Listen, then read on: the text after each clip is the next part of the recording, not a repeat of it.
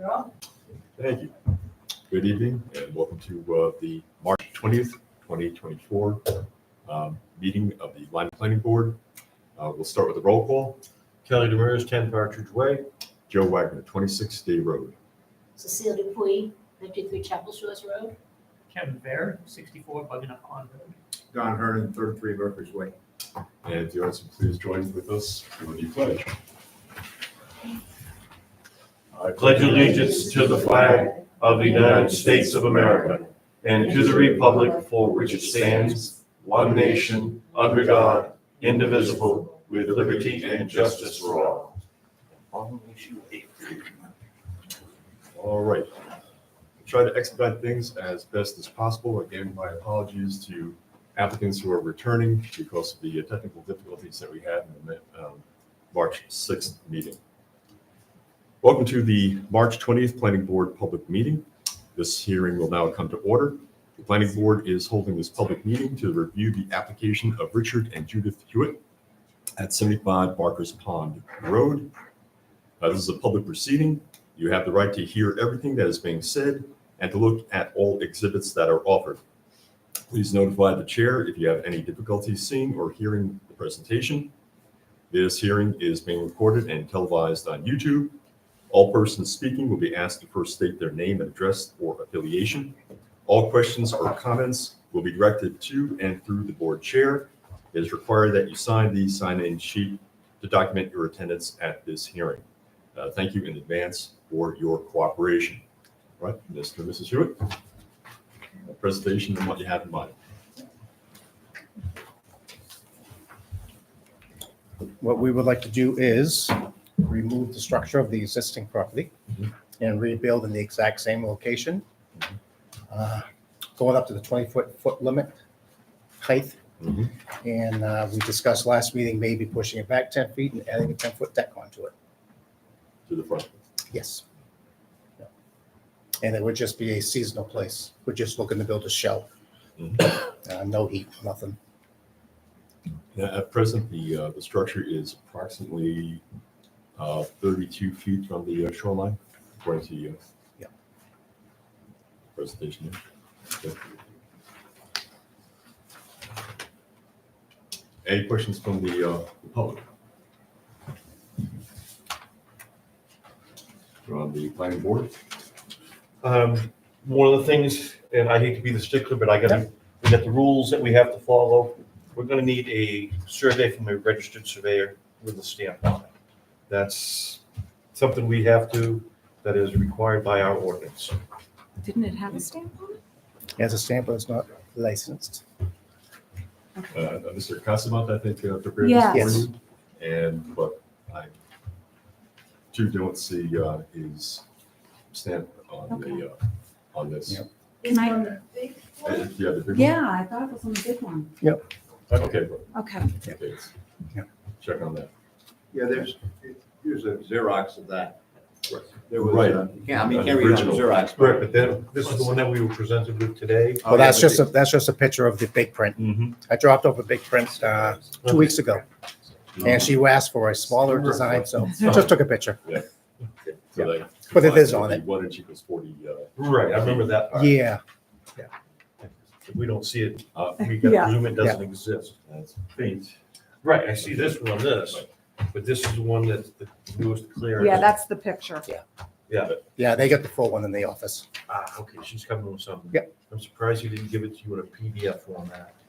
We Well- didn't ask for that. And he did it as a favor Real as he was quick. leaving to Florida the next day. All right. One of these, It's not one of like these is the right measurement and one is.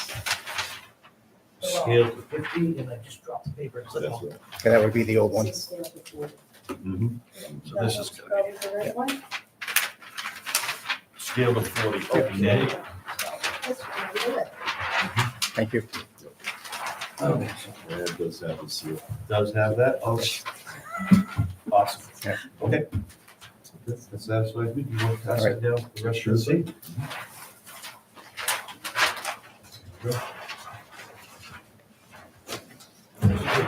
So with moving the structure back 10 and putting the deck on front, The distance from the shoreline would still be the same, about 30 to it. Yeah. Yeah. Thereabouts.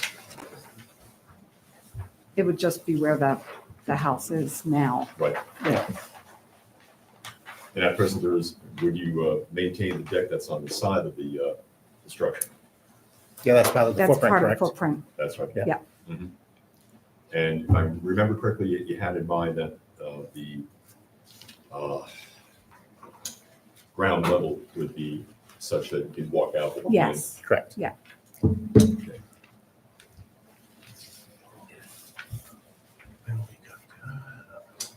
Any further questions from the board? I'm good. No. Okay. Entertain a motion to close this public hearing? What, do we have any others, Joe, or just, Well, I think we should do these in succession, separately. Should we not?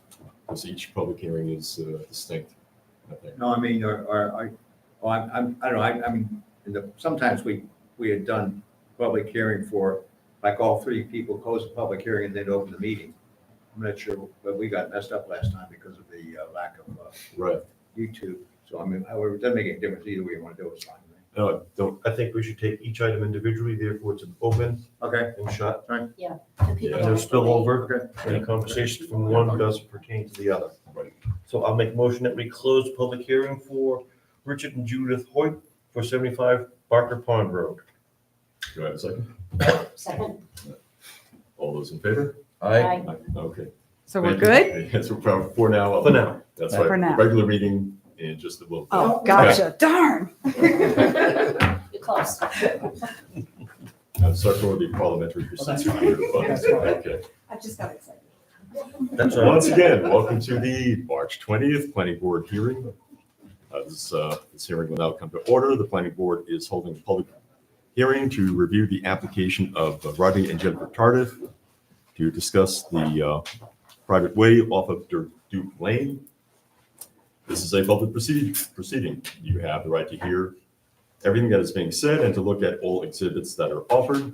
Please notify the chair if you have any difficulty seeing or hearing the presentation. This hearing is being recorded and televised and used on YouTube. All persons speaking will be asked to first state their name and address or affiliation. All questions or comments will be directed to and through the chair. It is required that you sign the sign-in sheet to document your attendance at this meeting. Thank you in advance for your cooperation. Mr. and Mrs. Tardif, once again, one more time, and we're trying to nail it this time. And it is, YouTube is working. I checked, I logged in on my phone. I could hear you. We're good. Thank you. So Jennifer Tardif, And Rodney Tardif, we're from 5 Moth Street in Bedford, but we're here for an application on a private way on Duke Lane. Mhm. And basically, the application's just to go in a 600-foot private way for 2 lots. And I don't know what else you. do you have any questions for Well, us? any questions from the audience? Then first? What, we conducted the site walk, the road commissioner was there. At that time, he said what you have done is superior than Duke Lane itself and quite acceptable. Said as much again in a email, so we've got that documentation. Anything in the way of additional questions from the board? Nope, I think it's all been covered. just a comment. The only issue was that the road you put in, which is, as we noted, I think significantly better than, which, Duke Lane, which is sort of almost impassable, not quite, but it's so much better than that, but the road you put in does not meet the subdivision standards, I believe. Was it the subdivision or the road? Right, it's. I'm sorry. It's the bank run Bank versus run the gravel versus- MDOT. Right. But that's why we Ask asked for the the waiver. road commissioner for his comments. And I did submit a waiver Right. Right. for that. Okay, just want to make sure that was on the record. Yep. Thank you. Any further questions? If not, I Go was ahead. just gonna make a comment that at the hearing, that was not recorded. Last week, I was looking through the Yeah. questions that were presented, and there was just one about, I think someone asked if you were gonna have some sort of a water system, like a pond there, right? Right. Right. So No. other than that, the only questions were It was off Duke Lane, and what was the shape of Duke Lane? So, I just but want to state for the record, Mhm. the application we had to fill out was for a subdivision, and this is not a subdivision request. This is a private way. Right. So I just want to make that comment as well, because I'm concerned people may be thinking we're looking to put in a lot of houses. We just want one house, and then our brother-in-law will put his house in the future. That is it. Just want to put in your dream house. That's it. 20 plus years. I've only been waiting. We're getting closer. She's not counting. No, no. Okay, any further questions? Entertain a motion to close the public hearing. So moved. Second. Any further discussion? All those in favor? Aye. Okay, Thank you. thank you very much. Right back on the agenda, in the regular meeting. All right, one more time. Welcome to the March 20th, 2024 Planning Board public hearing. This hearing will come to order. The Lyman Planning Board is holding this public meeting to review the application of the Sanford Springvale YMCA to conduct a summer camp at 39 Muscatower Road. This is a public proceeding. You have the right to hear everything that is being said and to look at all the exhibits that are offered. Please notify the board chair if you have difficulty seeing or hearing the presentation. This hearing is being recorded and televised on YouTube. All persons speaking will be asked to state their name and address or affiliation. All questions or comments will be directed to and through the chair. It is required that you sign the sign-in sheet to document your attendance at this hearing. Thank you in advance for your cooperation. All right, Andy, Matt, please.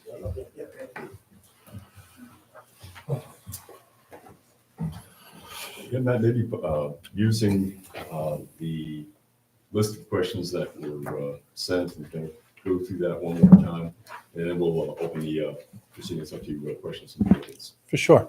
Thank you so much for having us here again tonight to talk about the possibility of continuing to offer a summer camp at 39 Muscatower Lane.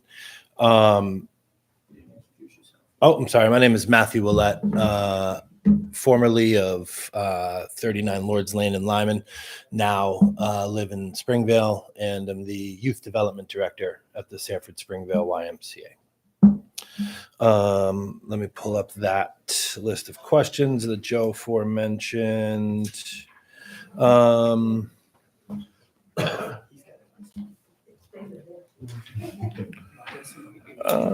take that. Perfect. Thank you. So just to go through some of the stuff that we had talked about in the last conversation that we had. So we are looking to offer 2 weeks of summer camp experience to middle school age students at the property located at 39 Muscatower Lane, formerly one of the area's largest and most sought after Girl Scout camps prior to the private sale and now ownership of it as its current owner. Each week, we're looking for this summer to provide 2 weeks of that camp. Each one of those weeks, we're looking to have no more than 60 campers on site. Middle school age children, so anywhere from 12 through 14, depending upon what grade they're entering. A lot of our youth development programs are based upon grade entering that next school year. So this particular summer, we'll be servicing children entering the 6th grade, entering the 7th, and entering the 8th grade.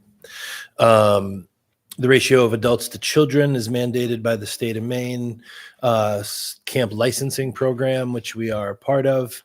For that particular age group, it is a 13-to-1 ratio.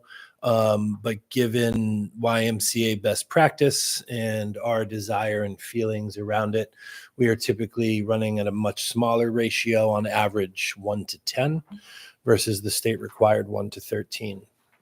It'll operate Monday through Friday.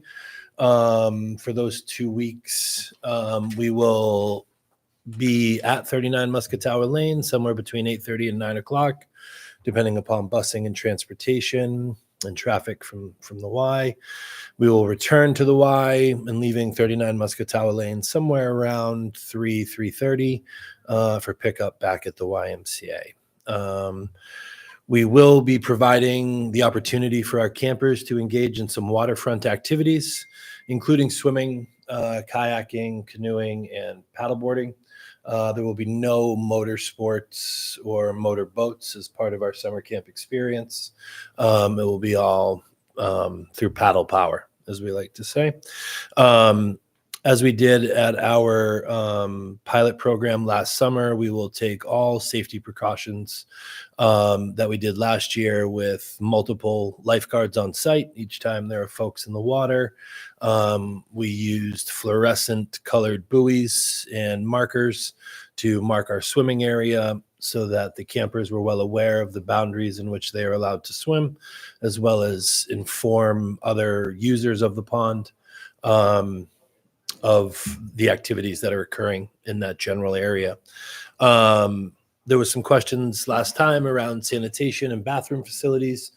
We will be, again, this summer, as it was a success last summer, be bringing in portable toilets and wash basins for the use of our camp over that 2-week period of time, not to add extra pressure on the septic system and sanitation systems already on property.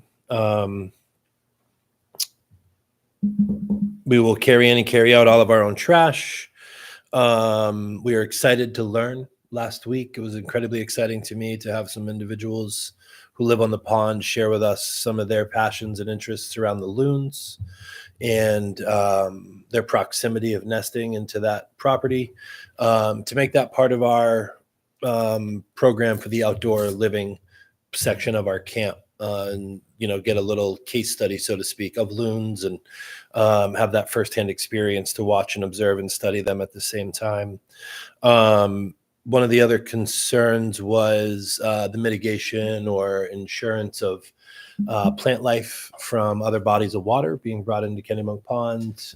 As we talked about last time, right now, the only bodies of water that these boats have currently been in are Kennebunk Pond. We bought them specifically for the pilot program last summer, and haven't been in any other body of water since. But in our spring preparations and cleanups, we will, of course, wash all of them appropriately, clean them all up, make sure that they get a good pressure washing and cleaning before we put them even back into Kennebunk Pond. Traffic, we did discuss. Traffic will be based mostly by bus. The families that are going to attend the summer camp opportunity will meet us at our YMCA and drop their young camper off. We will bus those campers to the property at 39 Muscatawa Lane from our Y. The bus will drop them off and then quickly leave and head back to the Y. And then the same thing in reverse in the afternoon, swing by, pick us up. We've done some traffic studies, I guess, and observations, for lack of better terms, as to the best way to come in and out of that property as it's located on the South Waterboro Road, and have really looked at, turning right versus turning left and taking advantage of lines of sight and the opportunity to make sure that we can see appropriate coming traffic. And for that period, over 2 weeks, discussed putting up some temporary notification signs of the traffic bus coming in and out and entering there, just over that 2 week span of time, so individuals are aware, that we could potentially be pulling in and out during those commuting hours. But my recollection is that those were the questions that arrived during our last conversation. Certainly welcome to more, if more came in electronically since the last meeting, or if we have more visitors here this evening to ask questions or talk about that exact circumstance. The dates. I'm sorry, Christy. I'm sorry, Sandy. Oh, I'm Identify sorry. yourself. Sandy, come on up. Sandy Larned, 39 Pines Lane. Matt? Yes. What are the dates for the camp? Sure. Because that would impact the loon nesting and Yeah. hatching. Oh, wonderful. So we just actually confirmed today that we will be utilizing the week of Monday, July 15th, and then the following Monday, which I believe is the 22nd, 7 days following, if my Massabesic math rings through. Yeah. The loon should be off the nest by then, yeah. And when we were there for our pilot program last summer, we were able to observe them in that general area. It was super, super cool. They come by and say hello and check us out and swim under the floating dock. And it's cool. Yeah. It's very, very cool. Karen Kane, Pines Yeah. Lane. I think it's great that you're gonna make sure that all the paddle boards and kayaks and so forth are clean. But I think this is a wonderful opportunity for you to educate kids who you're introducing to the waterways so that for their future development and enjoyment and activities, they're also trained on what you did, why you did it, and Yeah. how they can do it in the future.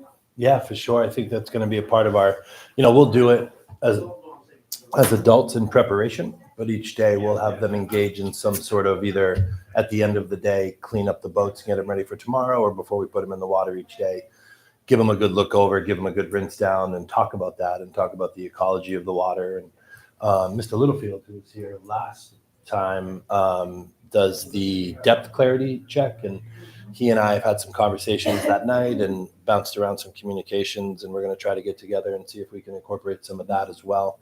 I can't remember the name of the disc. He had a cool scientific. Yes, there it is, right there. Yeah, so engaging some of that science into it too, and potentially he said, if kids were interested and families were willing, that when he went out to test the depths, that he would allow some of them to go out with him and try that out, which is an amazing experience. Yeah. One thing we discussed last meeting was not restricting the use to 2 weeks. Yeah. Because we had talked about it and you'd asked for a Yep. letter. And I don't know if you thought about possibly expanding into the winter activities. Yeah. So, we had sent, under the suggestion of the board, we did send an amendment to the planning committee as well as the town about the use of that. So right now, we're looking to just continue to grow the program slowly and make sure that we are successful in each step that we take. But did include in our application the potential future use of additional weeks and at different times a year. We've been approached by different age groups and organizations, I guess, that service different age groups that, for example, potentially a similar, smaller, maybe 2 or 3 day summer camp for senior citizens, engaging in the same level of activity that summer campers typically do. So it wouldn't look much different other than the age group, closer to the fall and do some leaf peeping and things like that. So I wasn't specifically, but I appreciate. I appreciate the humor, Don. You did great walking around that morning. Don't tell you so. Well, can I ask, so there was Yeah. a question about the loons, right? Sure. Okay, well, what's the loon time? When are the loons the looniest or whatever? I mean, what's the time frame you're concerned about? Right. Sandy Larned, 39 Pines Lane. We were mostly concerned about when the loons are on the nest because they're in that cove, but Okay. deeper into the cove than Yeah. your camp would be. And they're sitting on the nest, but usually hatching just around the 4th of July. Okay.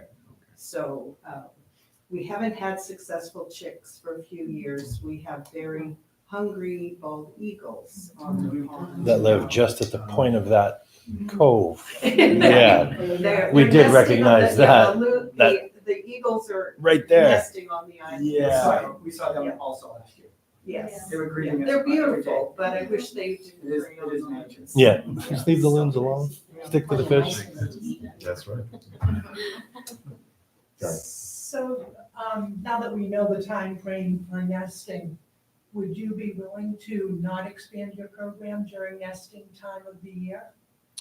Yeah, we would be absolutely aware and conscious of that. Of course, we don't want to disrupt anything going on, obviously for the birds or the folks that live on Kennebunk Pond and the property owner too, who is very incredibly passionate about ecology and wildlife in the wilderness. So keeping his passions and interests true to us and our respect and responsibility for that, we would absolutely make sure that we're appropriately planning around that to the best of our ability for sure. Well, I think, just being open around this, I'm sorry.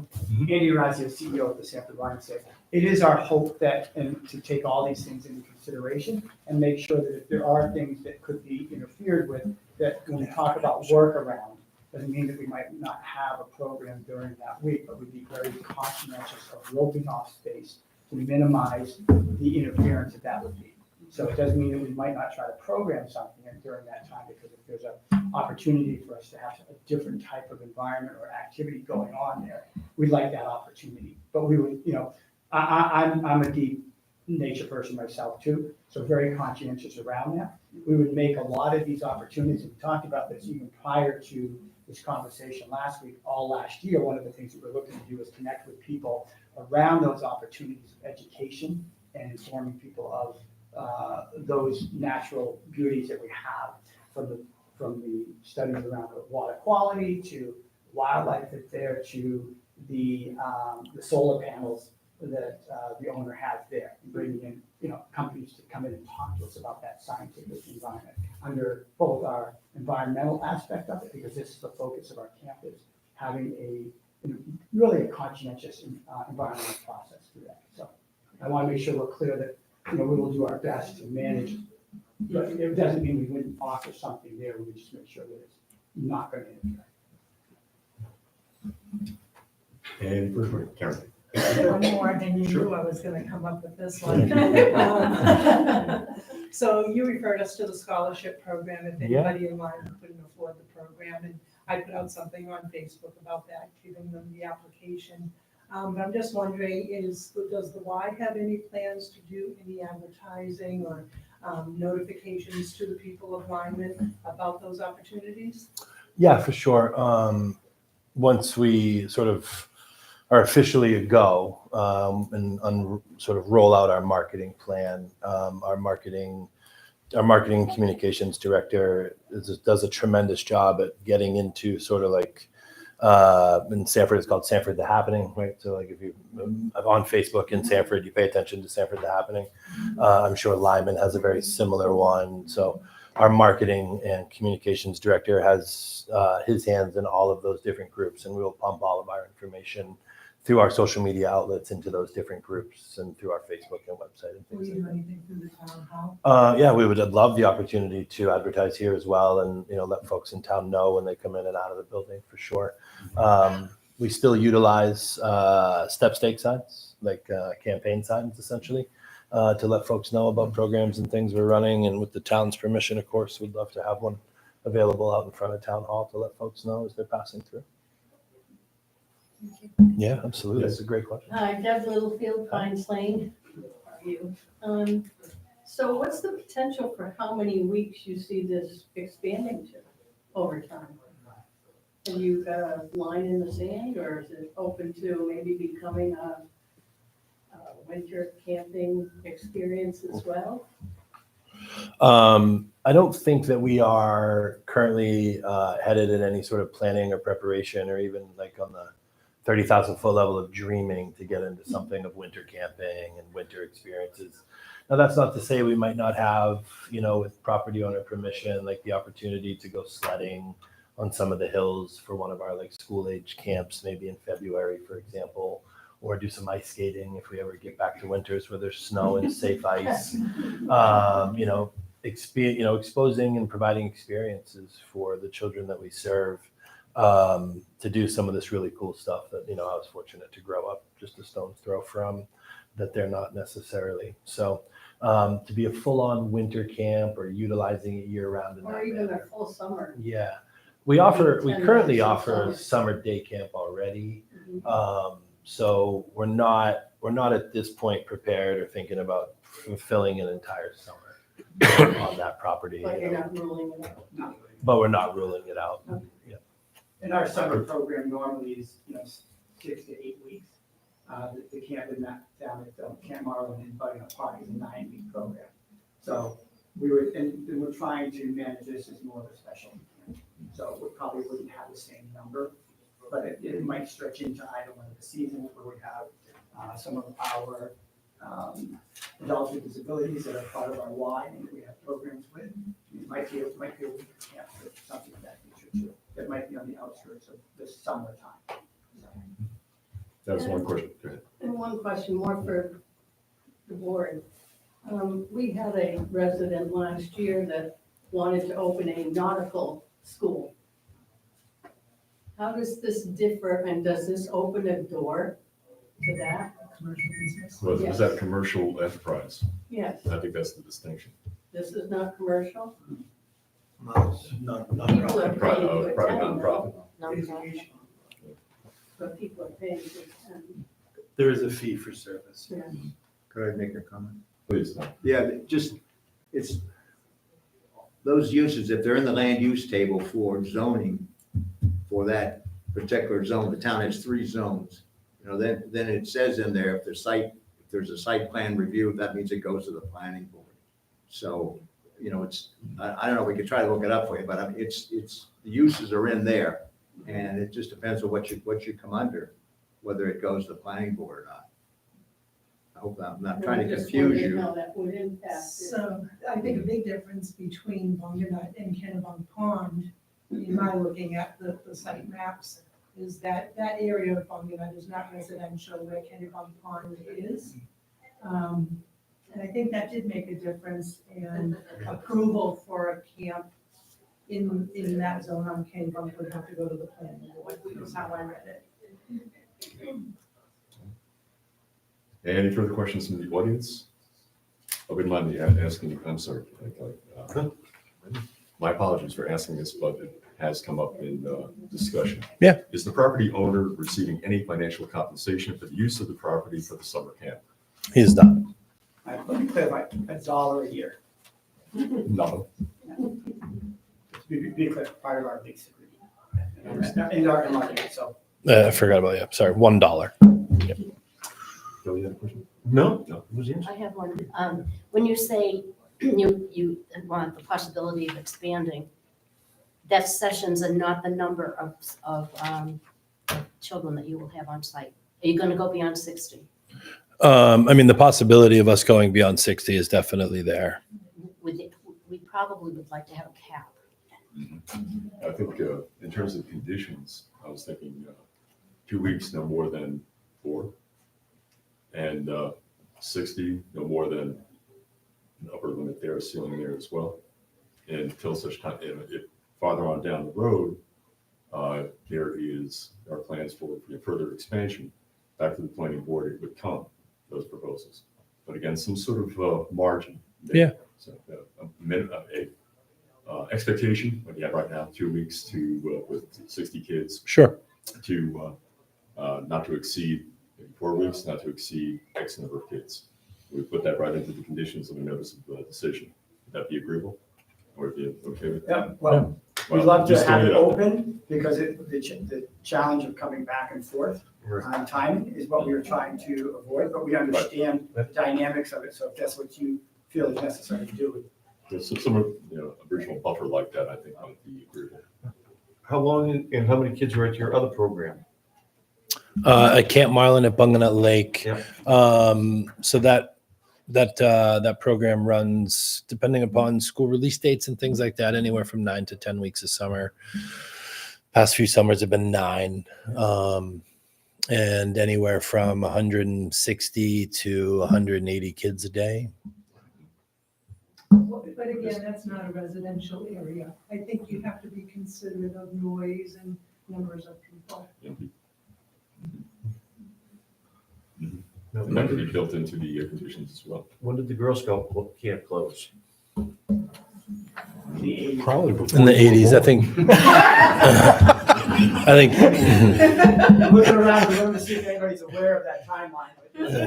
I was alive then, but I'm not aware, because I I was didn't gonna go say, there. hopefully you went to that camp. I didn't go to that I camp. believe it was in the early They 70s. visited, but they weren't allowed. It was in the early, I know it was open in the 60s. Yeah. Wow.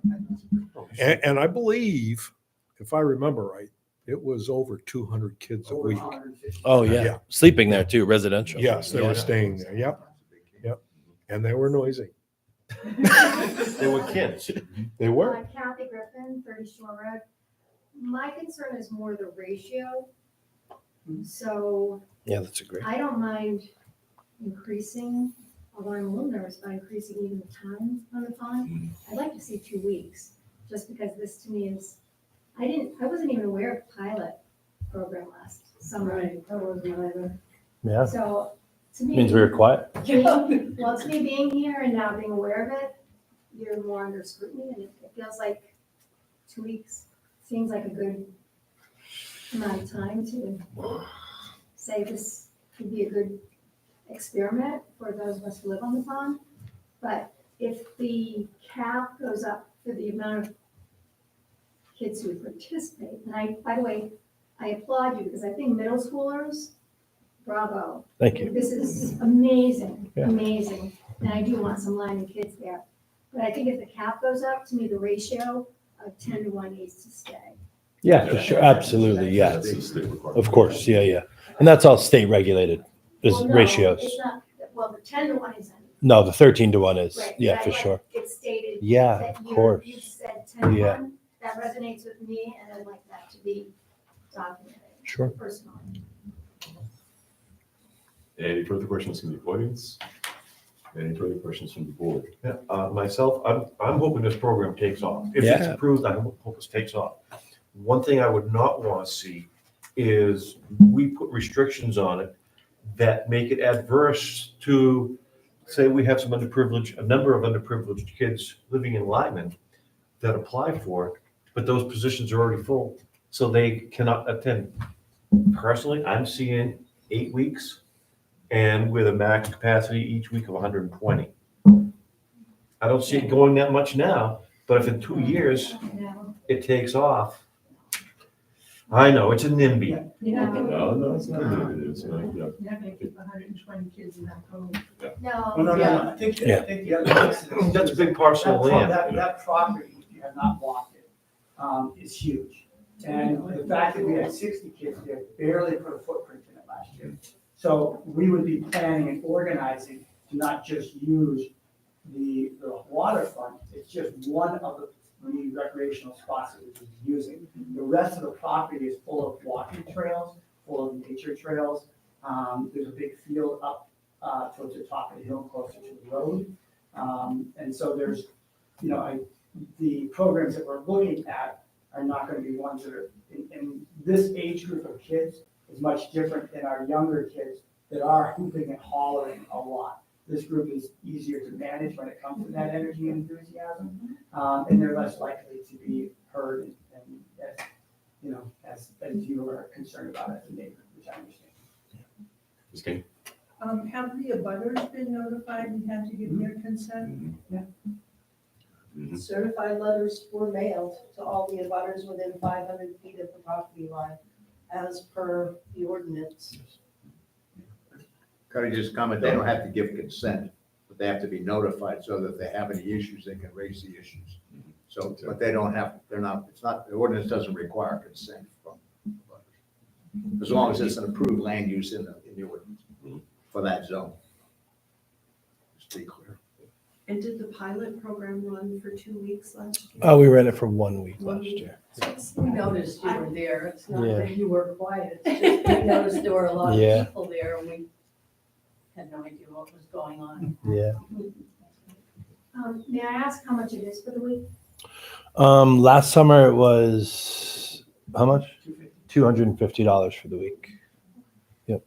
And I think the other piece of this too is that part of this program is that we are bringing in what we consider a higher level leadership in this program because of the specialty camps. We need individuals that have the skills to provide that experience for the kids. So for instance, arts and crafts, we're trying to bring in arts and crafts teachers and science teachers and individuals that would be have a good understanding of the outdoors and the experience that we're looking at. So it is a higher end camp, and that's why the price is a little different than our normal day camp.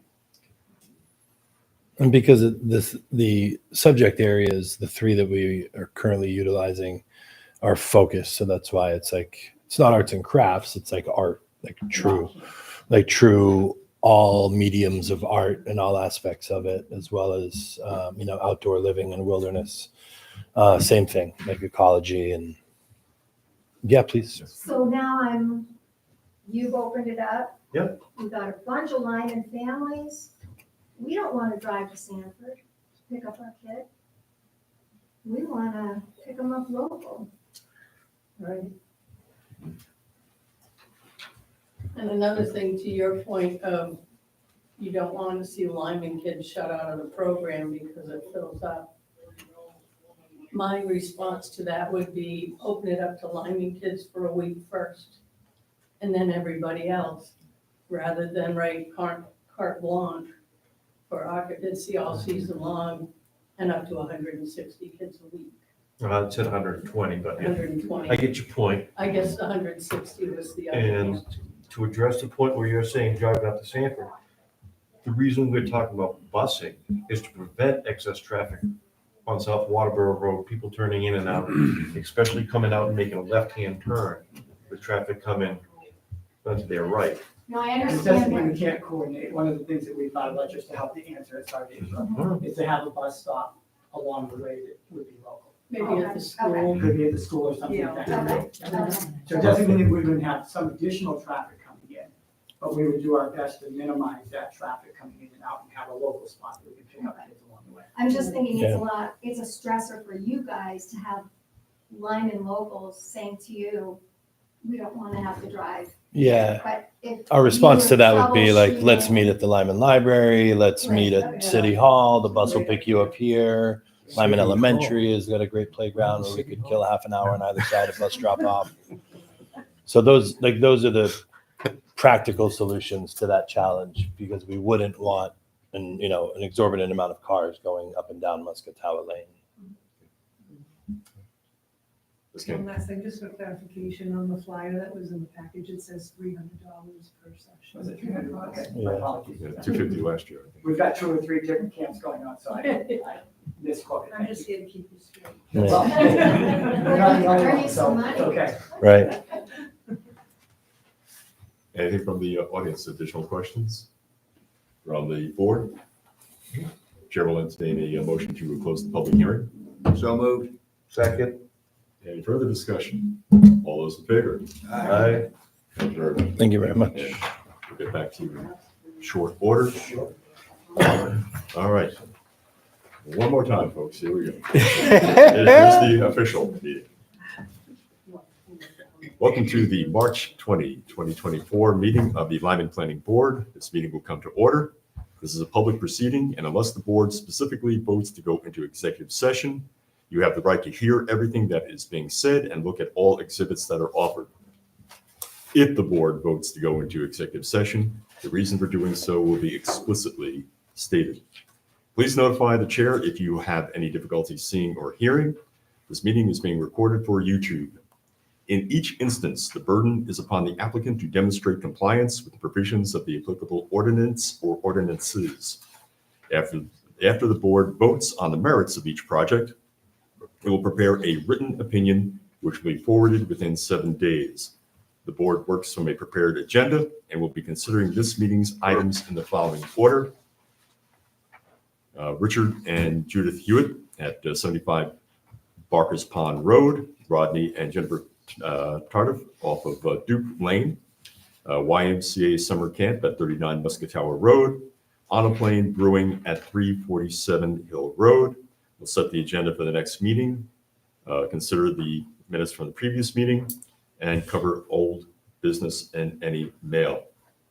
First, Chair will entertain a motion to change the order of the agenda so that Mr. Goodford at the On a Plane Board, On a Plane Brewing could go first. So moved. Do I have a second? Second. Any discussion? All those in favor? Aye. Mr. Goodford, thank you very much. My apologies for how long it's taken. It's for okay. us to get to your request. Yep. Just an explanation, sir. Yeah, I'm Eric Dudevore from 347 Hill Road, On a Plane Brewing, owner-operator. I'm coming before the planning board to discuss the outdoor drinking area. So we're putting up a cattle fence to keep people in the designated area that we have for them to drink outdoors. I did bring the site map again. Thank you. I gave you a couple, but Right. would you like to take a look at it? We had it right here. Yeah. There as well. Now, I think the board's concern here is there anything within the original notice of decision on the site plan, or this is a contract zone, contract, that would in any way interfere with this? And I don't believe so. No, there's no lighting or anything like that. It's a simple cattle fence that goes up and it doesn't impede on the snowmobile trail, and it's offset a few feet off of Ron's property line and all that. So it's pretty straightforward. If I recall correctly, originally we had a plan to have a deck there, but I think there was some. Yeah, CMP. Yeah, we have a power transformer in the backyard, so we couldn't do the side deck because they need to have access to the transformer. And then the front porch that we were intending on putting on the front of the building to us seemed like a risk to people, maybe a car crashing into it or something like that. It just kind of seemed like overkill going into the parking lot. So we opted for doing picnic tables along the side of the building. And then obviously you have to contain the people. So we figured might as well just give them that chunk of the lawn to, branch out and enjoy themselves rather than being confined on the side of the building. The outdoor tasting was an understanding of the original. Yeah, it's just a different approach to it. You're not changing the building, you're not changing the use, you're not changing the conditions, times, or anything. No, All you're doing is doing a modification to the outdoor use. correct. Because of restrictions placed on you by CMP. Yes. Mr. Chairman? Yeah. Just a question. You got a contract with the town, right? Yes. Unfortunately, I don't see that here. I mean, that's signed by the select board, Yep. as I remember. Yep. And I don't know that I've ever actually read I know we went through the process of recommending a contract zone for. Yeah, when we did the contract zoning, that was all planned out through the planning board. So you guys were active in the entire creation Yeah, of okay, the okay. I contract know that. zoning. But the question I'm having is, what does it say? And I think we ought to look at this because the select board signed that contract. And does it say anything in there about seating or, what level of detail? I'm sorry I didn't think about this a little bit sooner, but. The only thing that's in there that I can think of would be that any significant changes to the site plan would be brought before the planning board.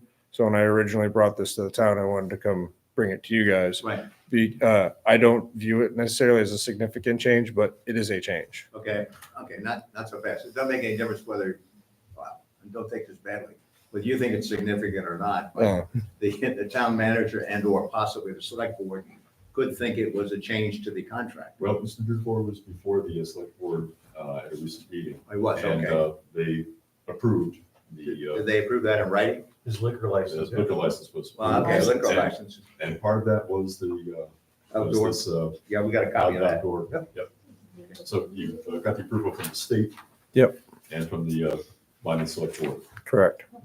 Okay, I just want to make sure we don't Yep. step on any toes You got there. Because we didn't sign that, the planning boards, I remember, recommended the contract.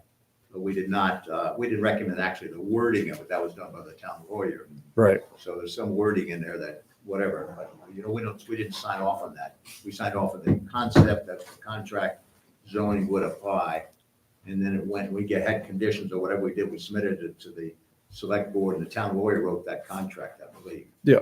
So I just want to make sure we're not saying something that is not covered in that, because the contract's the legal, that's what you're going by. Yeah, correct. And the only thing that I saw in there was significant change to the site. And this is that change. Okay, all right. Did you already get a permit to put that deck on? Is that? That was approved by the planning board and all that with the original site map. But like I said, when we went to build and bring in the power, they're like, why are you putting a deck there? We have to get to this transformer. So the deck never went on. Any further questions? I think, I think Don had something. No, I don't even want, I just want to make sure we don't, we keep our ducks in a row. That's the right, can you say that now? I think so. Along those lines, the chair will entertain a motion that the planning board acknowledges the proposed change that Mr. Dubois has in mind, and we proceed accordingly. So moved. Second? What does proceed accordingly mean? Well, to continue to operate this business with this outdoor area available to our police. Do we, okay. And could I also suggest that we send a letter to the select board saying what we've done and then and asking them or just informing them so that they will get that officially and if Then they we don't have desire, any, if they desire to change the contract with the gentleman, then that's be up to them because it's not a contract that we ever did. We being the planning board. An informational letter to the select board Yes, about something this like that. acknowledgement, fine. Did this qualify? This is the request for extension of license privileges.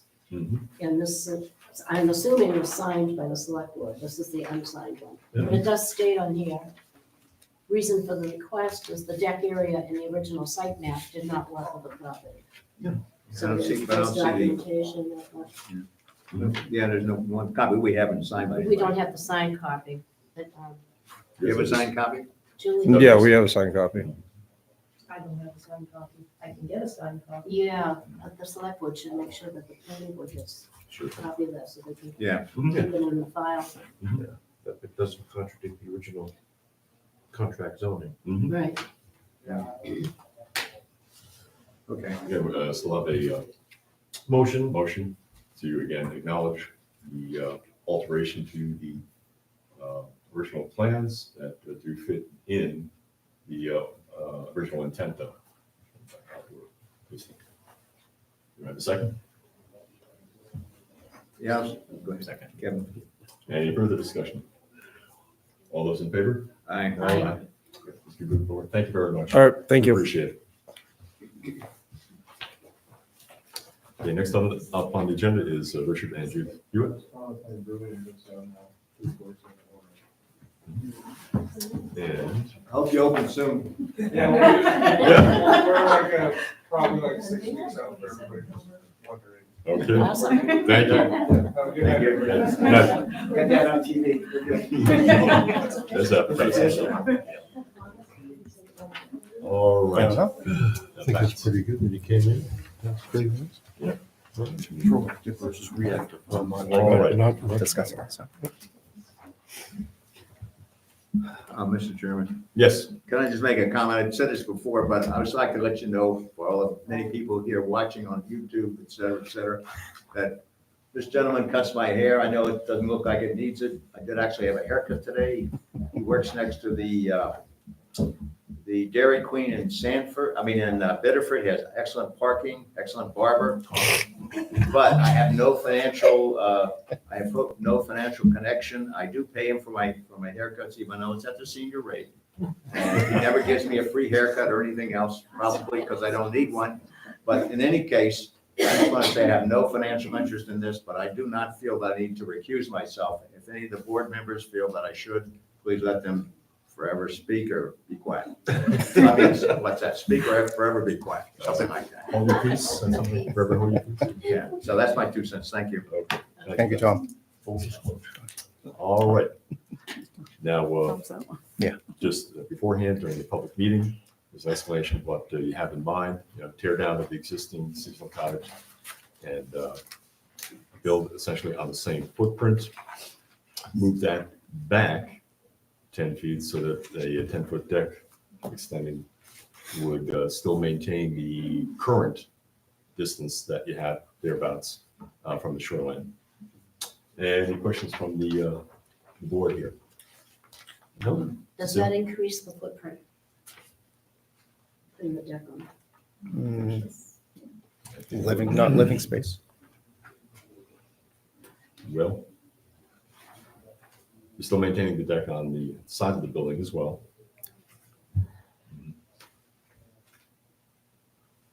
So what is the rule in the shoreline? You just can't go closer to the water, right? Person to the water. You can't exceed a certain percentage of the entire lot. Yeah. Right, so you have to push the house back as far as you can. Yeah. And I think you can't. That's why add they it to were the front talking the because 10 of feet, because that'll push it back to the septic system. Right. Mhm. Yep. as I recall, the distance to the septic system is somewhere in the ballpark of 26 feet thereabouts. So anything in excess of that, I think we begin to encroach on that.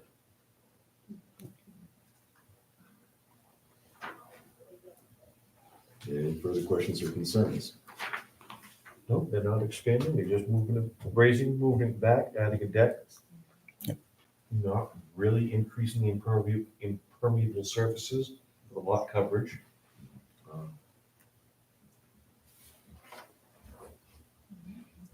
I think. How is that different than putting a shed or a patio on the shorefront? It's less than 75 feet. But they're replacing what's existing. Is the They're deck not- in the front of the house? No. No, they're I'd say that's moving not- the house back and putting a deck, so it's the same distance from the water as it is now. We're gonna be having a daylight basement, Yes. so the deck is gonna be elevated. So it's not gonna be on the ground. Doesn't matter. It will still be a seasonal. So if they put a shed up, then you would be looking at lot coverage, not how close it is to the water, because that would have to be back. The eaves of the house are counted, and they're not on the ground either, but that's Closest point. closest point, yeah. Is it not our intent to move structures back as practically as possible away from the shore to, normally it's a 75-foot distance, but again, it's, what is practical. What I'm asking is, could you live without the deck up front? If we had to. Yeah. So do Just we like that. just, So so do we just stay then where the footprint is? Instead No, of you- moving the 10 You foot can back? move it 10 feet back for the cottage and what you have in the way of the deck on the side, but nothing forward towards the shoreline, because I think that kind of is in keeping with our encouragement to move structures back as far as possible from the shoreline. Bill? question, if they were to put a deck on the side of the house, they could come as close to the water as the front of the house is now. And they can go sideways as long as they don't go, they kept their side setback. Am I correct? The law does not permit any expansion, including decks towards the water or wetland, if the structure is already less than the required setback from the water Correct, or wetland. correct. They're not going closer to the water. Same distance. But adding a deck to that house is an expansion. It's not more than 30%. No, No, doesn't Well, matter. it's the proximity to the It water doesn't that's the matter. issue. It's Well, see, slippery. If you have- I would disagree with that, and I will say why, because I've been involved in building on the shores. And we've been allowed to go sideways with the decks as far as we want to go, as long as we don't encroach on the side setbacks. Even though technically, I can see where you say you're closer to the water, but you're not, because they're going based on where the closest point of the house is. And that's the line of If demarcation. you are less than 75 feet from the water, you cannot expand. I've had permits for those. I've had several of them. I'm sorry. From here, from this town. Wow, we couldn't get one. We're on the water. At least 75 feet. Open to, Can I offer a suggestion? I believe, well, two things. I believe there's a 30% expansion Yes. in the regs. One thing that we did, because we encountered the same thing, was in order to put a deck on the shore side of our home, we removed our side deck to get the square footage for the front. So if one's We more would do important than the other to you, that's not. We can do that. That would be a good trade, huh? Absolutely. Thank you. that'd be a- That's enough. Cecile? Yes. But isn't the side deck part of the footprint? How big is the side deck, you know? 10 feet, 10 feet by what? 20? Yeah, I think it's 10 by 20. What's the width of the house? The width of the house is No. 30, what is it? Is it Twenty. on Where's the No. house? Let's see, the width of the house, I think it's like So- 27, 20, without the porch, without the deck. deck is 180 square feet, the building's 594. What's, that doesn't look like it's more than 24 wide.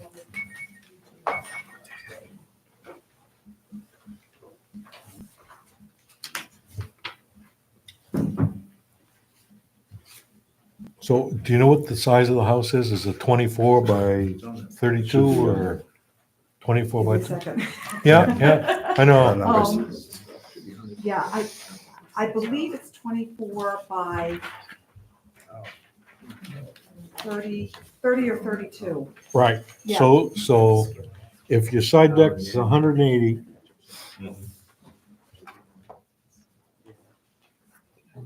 Thinking about 10.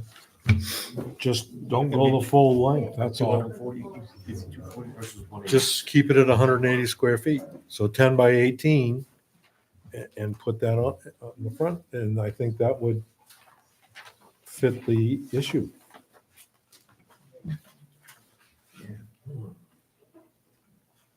That'd be satisfactory. Yep. I'm sorry not to belabor. No, that's Oh, fine. no, that's That's fine. Still a fine. little bit concerned Just about. trying to- Yeah, oh, You're just making a- absolutely. Right. Yeah. Okay, you push everything back. Put the deck up front. Still approximately where you were at present in terms of distance from the water. Going back. Yep. We're going Yes. back to- And it still would just be a seasonal place. It's just looking for the shell. Right. Right. Yeah. And that's the rule. If you tear down, you have to go back as far as you can. Mm-hmm. Mm-hmm. And then after that, you can, your Right. 40% expansion can go behind you, behind that point, but not ahead of it. Yeah, if you want to mess with the dimensions, yeah, existing deck's 180 square feet, and if you drop it down to an 8-foot wide deck, that will give you a 22.5 foot length on the deck. Yep, that'd be fine. It'd still be 2 feet further away from the water.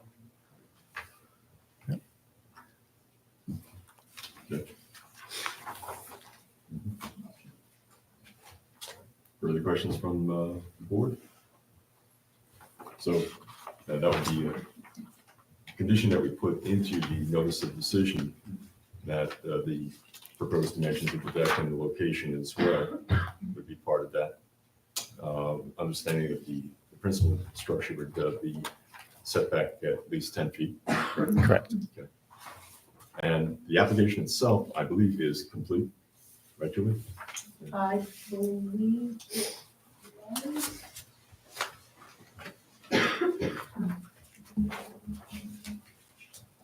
And then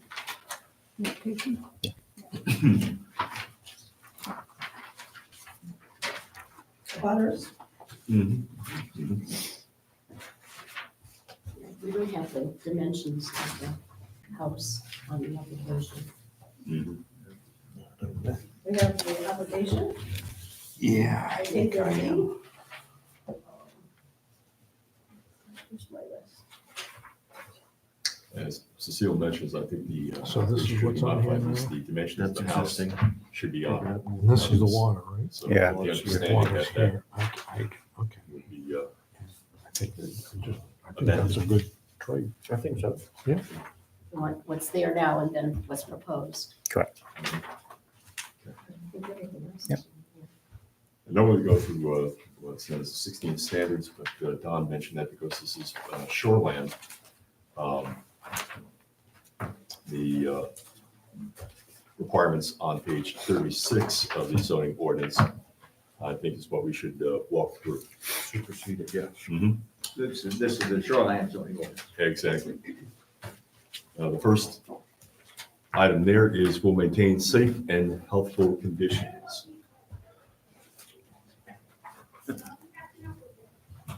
You have a motion as to whether or not this applicant fulfills that. I'm not sure what that means, but I know. I'm very safe. Never. I know the barber shop is saying. I'm a first grade teacher. I'm very, very safe. Make a motion, the applicant meets that requirement. Second. Any discussion on that requirement? All those in favor? All right. Aye. Secondly, will not result in water pollution, erosion, or sedimentation to surface waters. That's still in the existing topography there, I believe. And you're using a builder who won't comply with the shoreline. We haven't gotten that far, but Okay. yes, we will. And that's very important. Yeah, we Yes. didn't want to The go further construction until we has to could be- see if we could do this. Right. Yeah. Yeah. Now, just pointing out, the applicant also can build too, can't they, if they want to? They, sure. Yeah, because we Yeah. can build. So you need to know the rules. Yeah. Yep. Mhm. Construction Okay. around the shoreline. Right. I move that the applicant fulfills the requirements for item number 2. Second, Second. any further discussion? All those in favor? Aye. Will adequately provide for all disposal of wastewater. The septic system is it provided for here? Motion? Make a motion, the applicant meets the criteria for number 3. Second? Second. Further discussion? All those in favor? Aye. Will not have an adverse impact on spawning grounds, fish, aquatic life, bird, or other wildlife habitat. It's an existing structure. It's been there. Been there Long 60, time. 60 years, I think. Right, so, Yeah. No nest nearby. right. I move the applicant fulfills the requirement for item number 4. Second? Second. Further discussion? All those in favor? Aye. Will conserve shore cover and visual as well as actual points of access to inland waters. Nothing there that's going to. Not changing anything else in the location. Motion? Make a motion, the applicant meets the requirements of number 5. I'm Second. sorry, were you in 5 or 4? 5 it is. 5, yeah. Second? Second. Further discussion? All those in favor? Aye. Will protect archaeological and historic resources as designated in the comprehensive plan. Haven't come across any fossils or. No, no. I don't think there's any, No markers. the comprehensive plan doesn't appear to address this. Maybe it's buried in there somewhere, but I haven't seen it. No kids buried. Yeah. No, not. Not yet. Or, not the wrong word, buried. Yeah. Motion? Does it even qualify? I make a motion, the applicant meets the requirements of number 6. Second. Further discussion? All those in favor? Aye. Yeah, we have to understand that if it doesn't apply, we still, Still doing it. it's compliance there. Yeah. Will avoid problems associated with floodplain development and use. Again, so a topographic alteration here. Make a motion, the applicant is in compliance with number 7. Second, Second. further discussion? All those in favor? Aye. And finally, it is in conformance with the provisions of section 15 land use standards, which cover a rather substantial portion of our shoreland zone regulations. But I don't believe there's anything within all of that that is in conflict with this application. The use is permitted. Legal non-conforming lot of record, single-family residential use permitted. I move that the applicant complies with requirement number 8. Second. Further discussion? All those in favor? Aye. Let's put it into the 16 standards that oftentimes is good.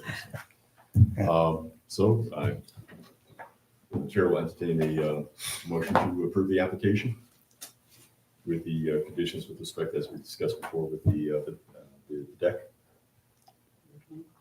So moved. Second, Second. any further discussion? All those in favor? Aye. I can be happy now? You can be happy. Happier now. All right. What's our Happier. next step? I know that things are Right there. happening, but, okay. Notice of decision. Don't tear anything down. No. Somebody No. has to go look at it. Oh, no. After you get a permit, somebody has to go look at it before it's torn down. And whoever tears it down has to be certified in shoreland demolition of Yeah. wood, yeah. Okay. Okay, that's all I know. All right.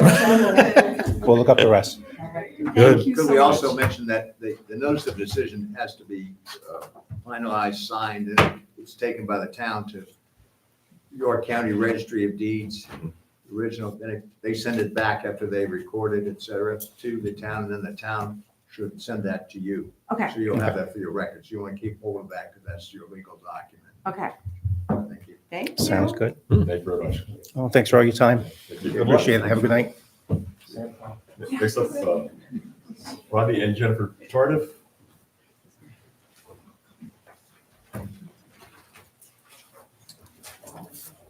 I believe we have sufficiently covered this a couple times. Again, the roadway is the satisfaction of Tom Crowe, the road commissioner. And I believe the next step is, unfortunately, we have to go through these 16 steps in terms of approving this application. What do you think, John? What is this? It's not a I don't know. subdivision and it's not a, it's not a use. Mm-hmm. It's a road This- standard. It's gonna be 3 lots, correct? Two. Only two. Only two, so it doesn't even qualify for a minor subdivision, Right. which is 3 lots. The only concern was the quality of the road, Which is, It was the material, base yes. Right. material, that was it. We met all the other. Because it's no, it's not. No, that's what we're trying to, just supposed to pass. right, Very good. So, yeah. Make motion. We don't, this is the first time we've had, since I've been on, yeah, I know. first time that we've had just a road. Mhm. So I'm not sure. I think a mere acknowledgement on the part of the board that the road is acceptable in the eyes of the road commissioner, and that you now have sufficient frontage to do your construction. I acknowledge the waiver for the material. Very good. Right. 1, 2, 3. So, I think you better look at the With the road standard. standard ordinance. well, this is not coming into the town's possession, is it? I'm sorry? It's not coming into the town's possession. No. Which page are you on? Well, I was looking under page 15, waivers and variances and waivers. That's been recorded. That's, I'm not, again, Procedures I'm for just, street acceptance. I mean, Oh, that's technically, where you could call this a I shared just want to make driveway. sure we don't miss anything, that's all. Let's take a look at that for a second. 14 owners. It's a shared driveway. Shared driveway.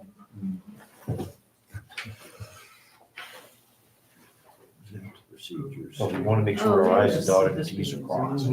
Right, I would think so. Page 14. So on the here. 6 standards. Huh? There are 6 standards, okay, all right. Page 14? Page 14. Exempt private way review procedures.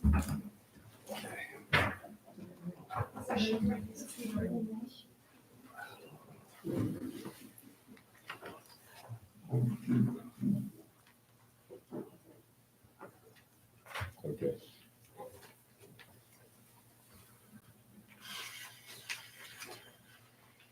So walk through these 6 Yeah. approval criteria? Yeah. Okay, here we go. Let's see, proposed private way conforms with the standard designs of section 2.3 of this ordinance. Yeah, but I don't think it does. Because we got that, That's where the variance and waivers come. Mhm, Yeah. That's right, and that waiver has been Requested formally. waiver in writing, right? Mhm. okay. Should we vote on the waiver first before we continue? Yes, Okay. otherwise, Motion will entertain motion. Chair will entertain a motion to accept the waiver request on the part of the applicant. I move that we accept the waiver. Second, Second. discussion on that? I would suggest that we maybe say that you move to accept the waiver with a provision that the road has been approved by the road commissioner. not approved, accepted. There's been, whatever the Well- proper wording is. Yeah, I've accepted, I think it's kind of dodgy. Examined. With the concurrence, with the concurrence of the road commissioner, how's that? Lovely. That Sounds good. So amend the motion accordingly? Yeah, accept the waiver. Accept the waiver with the condition that the road, that the commissioner has approved the change. And Kevin, second again? Second. Further discussion? All those in favor? Aye. Aye. Okay, the waiver has been accepted. And therefore, in terms of item number 1, with waiver in place, the applicant does now conform to that standard. Motion, please? Make a motion that the applicant meets the requirements of 2.5.2 private criteria, number 1, with the condition as, since the road commissioner has approved the change. Second? Second. Further discussion? All those in favor? Aye. The proposed way has received all applicable state and federal permits. I don't think there are any state or federal permits necessary here. No wetlands being filled in. Okay. Big motion that the applicant meets the criteria for number 2. I'll second that. Discussion? All those in favor? Aye. The proposed way provides adequate soil erosion and sedimentation controls in conformance of section 4.4, 5.4 of the Lyman Land Use Ordinance. Now, once again, based on the commentary by Mr. Croto during the site walk, he did commend the drainage provisions that already had been put into place. So I would propose that the applicant does fulfill, I move that the applicant does fulfill item number 3. Second. Further discussion? All those in favor? Aye. The proposed private way will not adversely impact on or off-site drainage systems, particularly municipal systems, and complies with section 5.2 of the Lyman Land Use Ordinance. The same as above, again, the drainage was examined by the road commissioner and found it more than adequate. Motion? Move that the applicant meets the criteria for number 4. Second? Second. Discussion? All those in favor? Aye. The proposed right-of-way is in conformance with the floodplain management and shoreland zoning ordinance. Not applicable, right? Not in floodplain either. I move that the applicant does fulfill criteria number 5. All the discussion? All those in favor? Aye. Last one. I think. Yep. That's it. Yes. The proposed private way will not have an adverse impact upon existing vehicle circulation systems and safety within the neighborhood and community. If anything, it enhances the transportation system there. Motion? I make a motion the applicant meets the requirements of number 6. Second? Second. Further discussion? All those in favor? Aye. Okay. Now, it says that we got to record this. Next part, recording. An approved and signed private way plan shall be recorded. It says by the applicant in the York County Registry of Deeds within 60 days of the signing of the plan. Failure to re-register the plan within the 60 days will void the staff review committee's approval.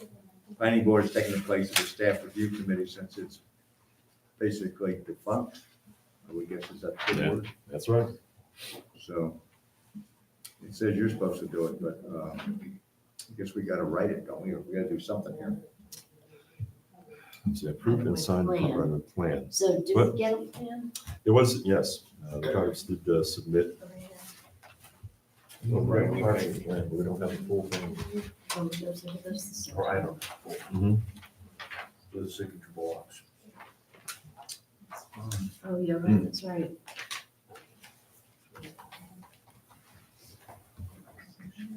Well, I think he's gonna have to provide us one. yeah, they have a larger version of this. Yes, Mhm. we do. Oh, I didn't bring it. Because there's gonna need to be a space for signature blocks from board members and so on. So we need what, 4, 5? Five. 5 Five. lines on it. Okay, We all have to sign it. Mhm. okay, It's okay. And, okay. all right. Next meeting is what, the 3rd of April, September? 3rd. Okay. And you can bring it at that time, get cited. Okay. All Can I set make a there. comment, please? Please. I don't know whether, it doesn't require this, but if you want, I could take a stab at writing up a notice of decision on this, just to, because it'd be nice to have something in the record which would be tied to their map and lot, et cetera, if we can do it right. That says we went through this process, et cetera, and we reviewed the standards and we approved it. By we, I mean the planning board, so that they have something besides the signed plan. Very good.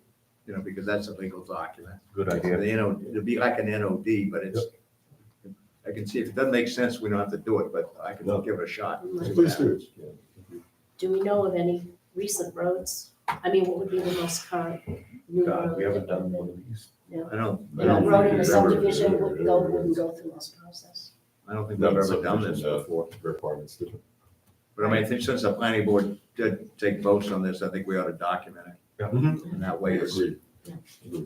they got something they can hang their hat on. So do we need a motion to approve? the whole That's right, thing? that's the next step. Okay. Chair will entertain a motion to approve the applicant's proposal. I'll second that. I just want, okay, I move. Oh, I'm sorry. Yeah, I got it. Yeah, I got it. We're good. Any further discussion?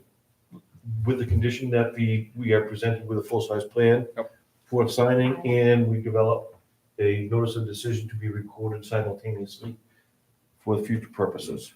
I accept that amendment to the motion. Second. All right. Any further discussion? All those in favor? Aye. Aye. So April 3rd, big 5 lines, you can Zip, zip, sign zip. it. Yep. Dawn, thank you.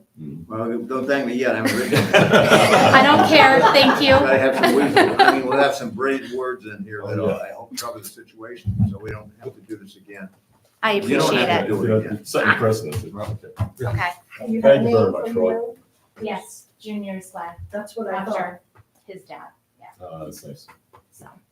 Thank you all. Right. Thank you very much. Thank you for your Learned a patience. lot. Well, Our we're just meeting trying to do- starts at 5:30. 5:30. Yes. It is. Thank you. We're moving ahead half an hour. Hopefully, we're not gonna be here. Our version. Thank you Yeah, all say so yes. much. Thank you. All right, this works. Next on the agenda is YMCA summer camp proposal at 39 Muscatella Road.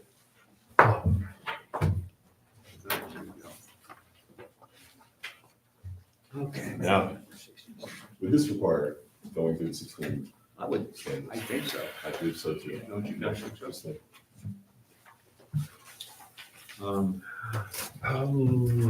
The discussion of, go I ahead. think so, because, A, we haven't had a survey presented to us, we haven't had full list of what is and isn't to be done, what will be allowed, what won't be allowed, time frame for use. Well, that we can address in the conditions given out in the notice of decision. And I think we were provided with a site plan which indicated where activities would be held.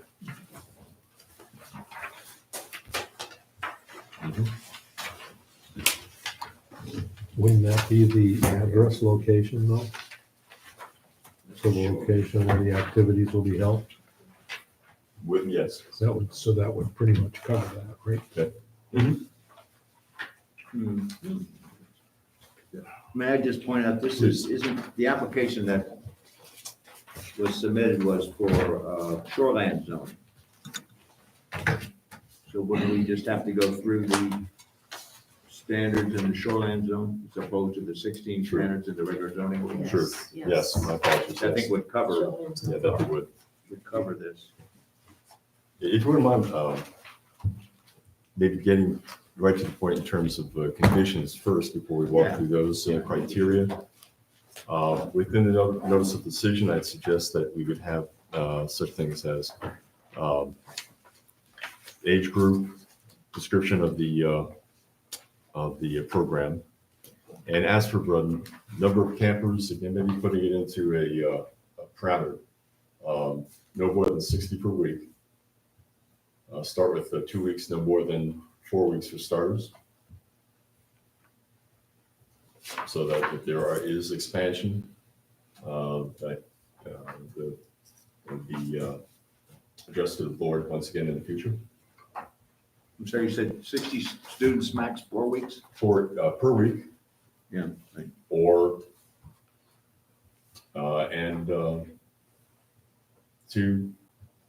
minimum, from 2 to 4 weeks maximum for starters. Or would you want some more latitude there? What language do you have in mind? I think what we mentioned earlier would be one that would be extremely acceptable. You know, the likelihood of us hitting 120 is, I mean, we're just underway. And so I think that would be reasonable for us. The more latitude, the better. We're still going to be great stewards of the property. We're going to be great stewards of the environment. We're going to be incredibly conscientious of the neighbors and the concerns that are being brought to our attention. And so I would like as much latitude as possible so that we can, you know, if we're talking about 80 or 100, that's reasonable for us. If you don't want to go to 120, that's fine. But I don't, you know, this is just an initial move in that direction. So it's really about the comfort of the planning board. But the better latitude, the more we can continue to, and you know, if you want to put in there the continued communication as we go along about growth. That would be in So that if there's something that comes up, and you know, based off of the recreational environment that we'll be using, that would be comfortable too. So would 90 work? We'll start with 90. 90 would fine. I still think that 90. I mean, if you're gonna increase and you're starting to push that, you have plenty of time to come back and say, hey. Yeah. And you say per week. Per week, yes. Let's get some feedback from Ms. Kane and then. Yeah, so I'm just thinking, I know the property and I know that there's a ton of land there, but I also know the cove, and the cove is very shallow, it's very rocky. So if you're talking about having canoers, kayakers, and paddle boards out there and you're increasing your numbers, there's not a lot of room in that cove to contain those people. So I'm assuming, and you can correct me if I'm wrong, that they're gonna be outside of that zone and coming into the rest of the pond. Am I right or wrong on that? I think, so I agree that the number 90 seems daunting in that cove. Obviously, I hope that there's an understanding that we would never put that many children on the waterfront at one time. So, you know, we typically travel in packs of like 20 to 25 children with the appropriate adult ratio. So that's the most children that would be on or in those water boats, for lack of better terms, or paddle boards. Other than that, I don't think you can get 20 paddle boards or It's a kayaks small in that area. Yeah, we were It's very there, large. we were there last summer. We use that cove and the one around. And then the one to the right of it around the other Opposing side. the loon cove, yeah. Which That's one, very visible. which one's the Loon Cove? Where the loons nest. So I'm not exactly sure where that nesting spot is. If you're, There's a When cove you're that the standing property on the encompasses. on the property and looking at the water, the Loon Cove is the one that we call to the right. Okay. That goes on, And how far is that nesting? Where- The What nest- shoreline is it on? Further, or is it on the property owner's line that goes all the way? property actually, almost I don't think it is on a beam Wasilewski's property. I think it's closer to the end of the cove. There's a very shallow, rocky, almost a little natural island there during the summer. Mhm. And that's where we put the loon raft, goes in there. Super. And when the loons are on it, we have markers out 100 feet from the nest to keep people away. And we would honor that. I mean, those are the practices of environmental safety and conditions around. We would honestly honor it. I can't promise that a kid won't get blown over there, but we would honor pulling them away and making sure that we manage that appropriately. But if you're to be starting safe. the camp July, middle of July, the loons Then we're good. should definitely be off the nest by then. They're Right. gonna be pulling the nest back out of the lake. Super. I think Yeah, I don't by the- think the loons are the issue here. What I'm more concerned about is, it was my understanding that you were going to have a border to keep the kids in the cove, the other cove area. So the border is for our swimming conditions. So in order, Swimming area. for our swimming area, it's right So around the all of dock. your paddle sports will The come paddle onto sports the couldn't pond. be in that cove, which is the safest place, and the cove to the right is really what we're trying to contain the active paddle sports around. Yeah, so on the map over here, if I may. That'd be great. Right there. So here's Wasilewski's property Yep. here, and that's the little cove. Correct. And then the loon nest ends Way up back. right about here. Yeah. Yeah, but like I say, the loons won't be on the nest. So do you have most of your paddle boarders, or are they going, exploring the whole lake? No, go ahead. Yeah. So, What we did. for instructional purposes, Mr. Wasilewski's property actually wraps all the way around Yes. through this entire cove up to about this point, maybe a little bit further down here, to that point essentially. So this cove here is our instructional cove, and by the end of the week, maybe Thursday, Friday, once campers have demonstrated the appropriate use of the equipment, as well as their skills and ability to maneuver it safely around the pond, one of the most fun things that we teach that they would probably rather do over and over again than even go exploring is what we call deep water rescues. In the event that they were to flip over or fall off in deep water, how to empty the boat and right itself and get back in. We practice a whole bunch of those, and once they've demonstrated that, we would then at that point, under the direction of the supervising adults, certified boating instructors and lifeguards, we would allow them to then start to explore the shoreline here, circle if the loons are out, staying far away from that. If they're not, then we would just circle here and come back to Mr. Wasilewski's property and back to our waterfront usage here. Avoiding and staying away from anything that's crossing anything where motorboats and tubers and such come in and out through here. Completely away from that open space and opportunity. Not interested in any sort of that level. So just getting back to the conditions discussion here. Sure. Maybe one thing clarifying that the camp would begin no earlier than mid-July. 2 weeks, no more than 4. In terms of children per week, 90, with the condition that the 1-to-10 ratio be maintained. Kathy Griffin, Shore Road. So you have arts and crafts, you have nature. I'm just trying to figure out what's happening on the land, meaning if there are now 90 campers, what percentage are now put on the water? Because I guess to me, it's a safety of the kids. Yeah, no, as for well. sure. I respect and understand that And very much. We've been to Kennebunk Pond Association meetings where there are people on jet skis that they don't pay attention. They honestly, it's not a boaters thing as much, I don't worry as much about the boaters as I do about the jet skiers who feel that they can go between your float and the land. I mean, they really believe they can do that, and they don't even know where the rocks are. So you're talking about balloons. No enforcement. I'm thinking about middle schoolers. And I'm talking about middle schoolers who are on on boards, and, people don't care, they don't know, it's a prom party, there's no care here, is my concern. So I'm concerned about going up. So I guess I'm back to the same question. How many kids do you see on the water in the contained space that I see is the, the neon cones that says they're swimmers? Yep. I get that. You got 10 to 1 there. They're protected. But now you've got these other kids that are outside that. So of the 90 now, as we creep up in those numbers, how many of those kids are out in the water? So the current program design is to take our total number and divide that equally among the 3 camps. So, for example, in the 60 number that we had talked about last summer for our pilot, there were 20 slots available for the art camp. There were 20 slots available for the outdoor adventure camp. And then there were 20 slots available for the STEM camp. So we would continue that same sort of division model throughout.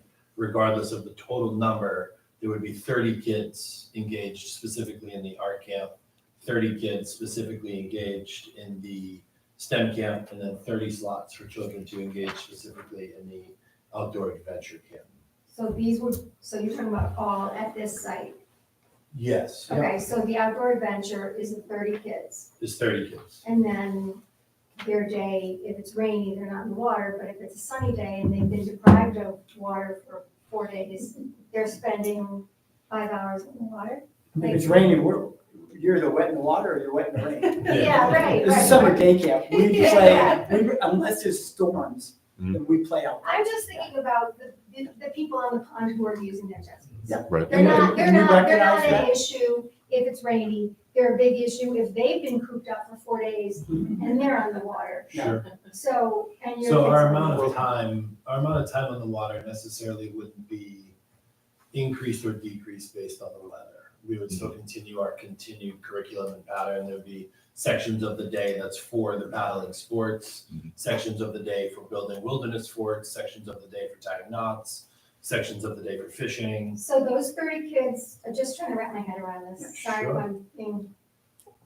if I'm teasing it out too much, but of those 30 kids, you've got 3 counselors, 10 to 1, 3 counselors, and then lifeguards as well. and then lifeguards. A lifeguard and or a boating instructor.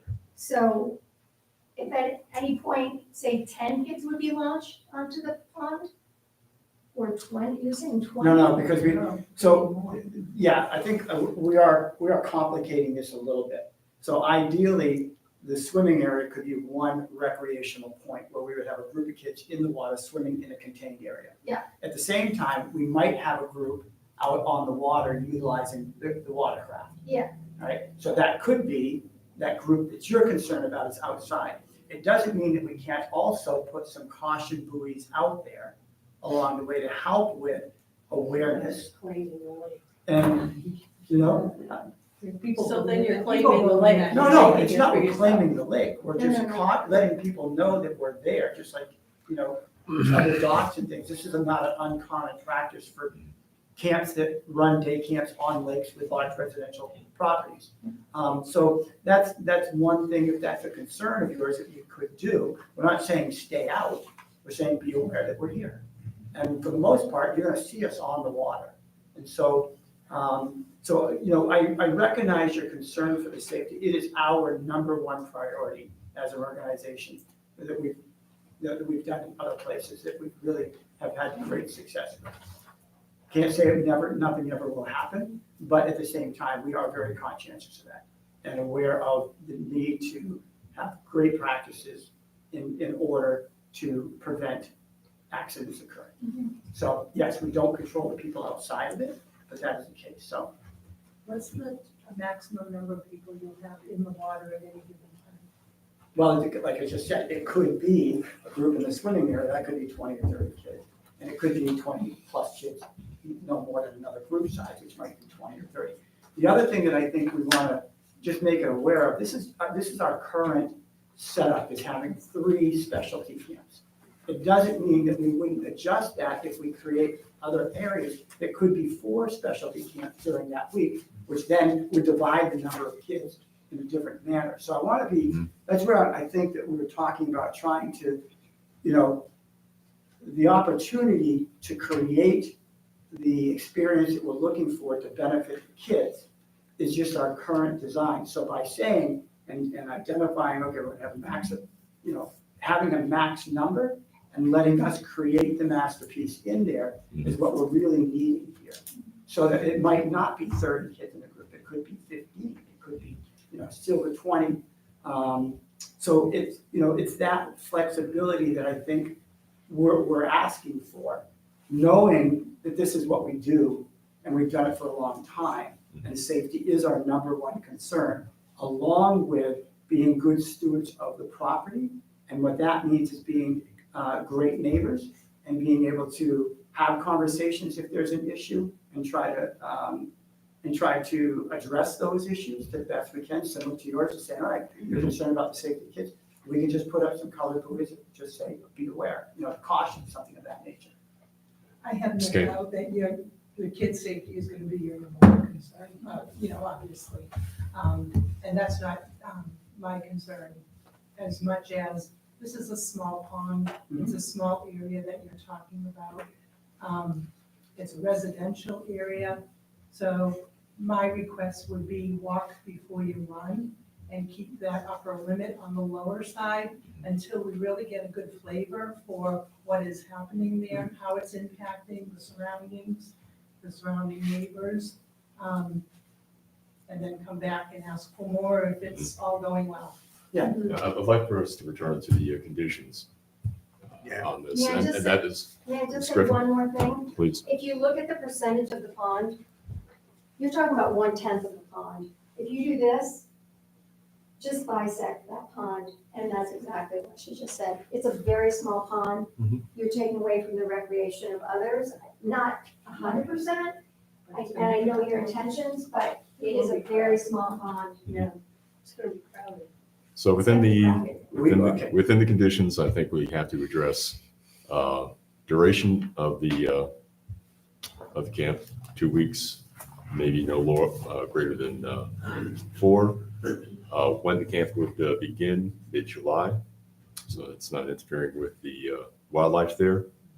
To be discussed that further, further is a ceiling on the number of children who would be at the camp per week. Don? I just was gonna say, mid-July sounds, It's pushing yourself. yeah, it seems to me like you'd want to be starting like the first week in July myself. And I don't know how that affects the loons or the other animals. Does that affect them? It does. The loons are usually hatched by the 4th of July weekend. It usually happens right around there because we're all like, oh no, here comes the 4th of July crowd, and the babies just hatch. And the fireworks, Yeah, so, And once The again, second if the week of loons are July there, we would would be avoid late that enough. cove completely. If it was a conflict at that time, we would avoid that cove and avoid the area, but maybe not the whole cove, but we would avoid the safety areas that you've already identified as being areas, just like we would anywhere else. So we would be good stewards in that manner to know that that's not acceptable and easily to control. We can control where the kids go and where they're moving to. And as a condition, respect for the natural habitat for the natural wildlife there. Another condition, maintenance of all watercraft so that invasive Absolutely. species are not introduced. Mhm. Kelly? I was thinking of compromise, a 2-week hiatus during prime hatching time. Say, last week in June, first week in July for prime. So they could start off in earlier June and extend past. So that there's, No, I don't think that's gonna work. It interferes with June is still in school. yeah, it's still in school. They I was need that. to just try it for a shorter. Yeah. And I don't think, honestly, this summer is not gonna go more than 2 weeks. So that will give us that practice period and give it a trial identification. So, we're not gonna be jumping to 90 kids this year, Yeah. right? We're only asking for, right now, we only have it scheduled for 2 weeks. And then we're also dealing with a landowner that's watching out on this also. So, and he's as conscientious about these things as you are. So in that practice, if this comes through, we have a really successful time and things move really smoothly, and we're allowed to go another week next summer, I mean, that's the path that we have had discussions with the landowner of a slow movement and growth. So how about using that incremental approach, have the notice of decision say 2 weeks, 60 kids maximum for this year. Mhm. If there are, we'll see how it goes, and if there is a reasonable grounds for expansion, come back to the board. I know it's a little bit of an obstacle, but consider last year came before us. Correct. With AOK, the pilot program for a week. And based on that, okay, now 2 weeks, 60 kids, all right, for this year. So can we, And- oops, I'm sorry. Good. Can we adjust that and say no more than 4 weeks for next year, so that avoids from us having to come back to this practice and policy of that nature? So that would, we know what we're gonna do this year. It's already, already designed. Mhm. So if we have the variance that you were talking about with saying no more than 4 weeks for next year, then that makes it easier for us to continue on that path. And if there's any other major issues that pop up, then we can have discussions and come back to having a deeper discussion if need be. Input from the board? With the same number of kids. Well, I think next year, if we go a third week and we have, with no more than the 90 kid situation, would be the, we're not gonna hit 90 next year. I just, because the program is just slowly growing. Well, my comment before, I think, was to try to give some flexibility to the applicant, because not that we aren't wonderful people, but most people don't like to come to the planning board. I don't like to, sometimes I don't like to come to the planning board, but it's just that, if because it's a legal document, the notice of decision is a legal document. Correct. So if we can build in some flexibility so that the applicant doesn't have to come back. Now, the other side of the coin is if there are complaints from residents, abutters, I would say, or people who are affected negatively by the camp, then if they come in and complain and say, hey, these people are not treating us properly or whatever, not following what they're supposed to do, keeping the kids under control, some level of control, appropriate level of control, then they could petition the planning board to call the applicant in to say, hey, you got to reconsider this because you're disturbing the neighbors and you're not being good, not good citizens, but your activity, since it is in a residential zone, and I think it would have to be permitted under outdoor recreation, because that's the only thing I see in here that is under site plan review, site plan review in the table of the ordinance. You can't make things up, it's supposed to go by, so that's the only thing in there that I see that would be appropriate. So, I would suggest some level of flexibility, but if there's a complaints, then the planning board should have the authority to ask the applicant to come back and do a modification. But, I don't know, it's obviously up to what goes, So make that a condition. put a condition in. Make it the condition. If we get complaints, then they have to come back before the board. That's a possibility. But I think it's an understanding. So the complaint would go to the code enforcement officer. If we had one. If we have, I hope we have one. Don't get me started. We're working on Again, it. yeah, we've already, I think from last year to this, we already have taken one incremental step. 1 week pilot program, 30 kids it was. It was 36 we had the ability to put 60 in that week, but we didn't have that many. You planning on 2 weeks, 60 kids maximum per week. Yeah. I grant what you're saying, Don. We do oftentimes advise applicants to plan in expansion. But this is a little bit different. This is a bit different than saying, extra footage or something like that on the structure, or a longer time period for operation. I don't know, just personally, I'd be more comfortable with it is limiting, but for this year, see how it goes. 2 weeks, 60 kids max, or and then after the camp has been held, a reevaluation of how it ran and maybe expansion incrementally for the following year. Can you help us understand a little bit about what that process looks like? Does that mean that we have to go Well, through you a just full said- education I think, process? I think it'd be necessary. I think it'd be a request for modification of the notice of decision.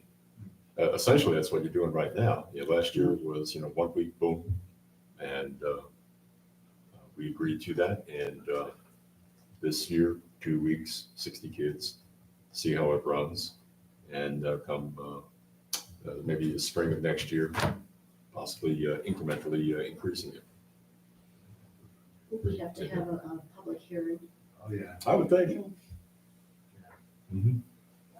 For their business model, could they approach this earlier than spring? Because I would, No, we would need to, because in order to market this, Yeah. and move it forward, Yeah. we should be pushing it, and we just got delayed in the process this year with different things occurring. So ideally, we would want to be publicizing this now, the 1st of March.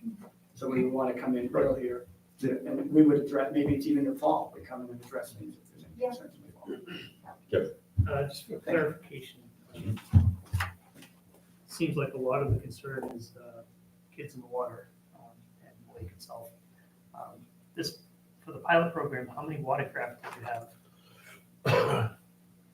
We had 10 paddle boards, 7 or 8 kayaks, and maybe 5 canoes total. And do you plan on ramping that up this year? I would say that we don't have any intention of increasing it dramatically because we still have other programs and other things that we need to allocate boats and watercraft to. So, I would like to add a couple additional canoes, but the number of paddle boards felt really good. The number of kayaks also felt really good. If we increased the kayak, it would be specifically for an adult to be able to respond quickly to kids that are on the water and craft. So I can't say that there's any desire or current plan right now to dramatically increase the number of watercraft. And this watercraft has only been used on Pembroke Pond? And over the course of the day? That was last year, so this year, what we would do is have a thorough cleaning prior to, knowing the concerns, right? So we're completely understanding of that importance. So we would have things thoroughly cleaned, regardless of whether it was a new one or if it was a used one coming from somewhere else that we. And over the course of the day, how many hours would these watercraft actually be on the lake? Could be 4 hours, I'm guessing, with 2 or 3 different groups, it might be going in and out. But it's not 4 hours per group? No, 4 hours in the same. It's not Because our full-time, curriculum all shifts watercraft these on groups the lake for around. 8 hours a day. Right. Yeah, no. No, it won't, yeah. And our hours of operation there with activities actually really getting underway would be probably 8:30 to 4 at the max, because then we have transportation on either end of that that shrinks down a bit, so. It's not it's a concern, but it's not a Disney World kind of. No. Crowd Absolutely not. management issue. But I hear your point, and, if you want to, identify that as a condition, that's easy for us to manage, a max of, 20 people out in the water, beyond the swim area. I mean, we're starting to get really nitpicky in this too, Yeah, so. really into the weeds. Yeah, so. The kids are gonna be like, well, I gotta wait an hour to go out on a paddleboard. That's good. But again, we're trying to Yeah, establish we try to parameters that accommodate are them. mutually Absolutely. agreeable. Right. Back to conditions? Okay. Duration, number of children, ratio, waste and recycling would be addressed as well. Let's see, traffic patterns as well. Something that would specify that the kids would be coming there by and large. Bus there, that there be some sort of cautionary sandwich boards or whatever on South Willingboro Road to just advise travelers that there would be traffic coming in and out of Muscatala. Any other conditions that should be addressed within a notice of decision?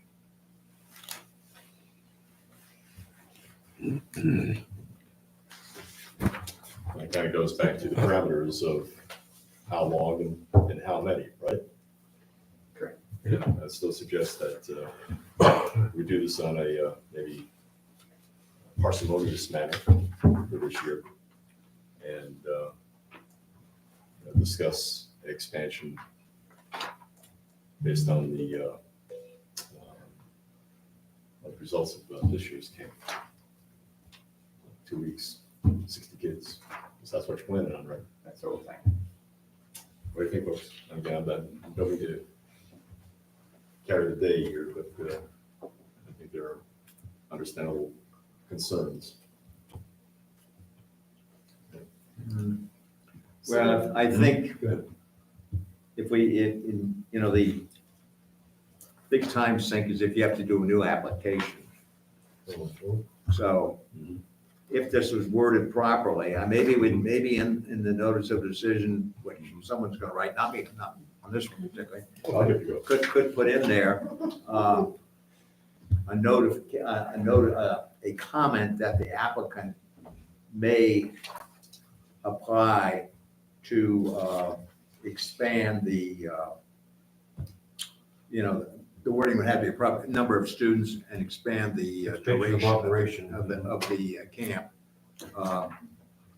To a maximum of, to a maximum, or just say that the applicant may come back, may apply back to the planning board to based on the experiences of this summer, the applicant has the ability, give the applicant the ability to come back to the planning board to modify those conditions. No, we did.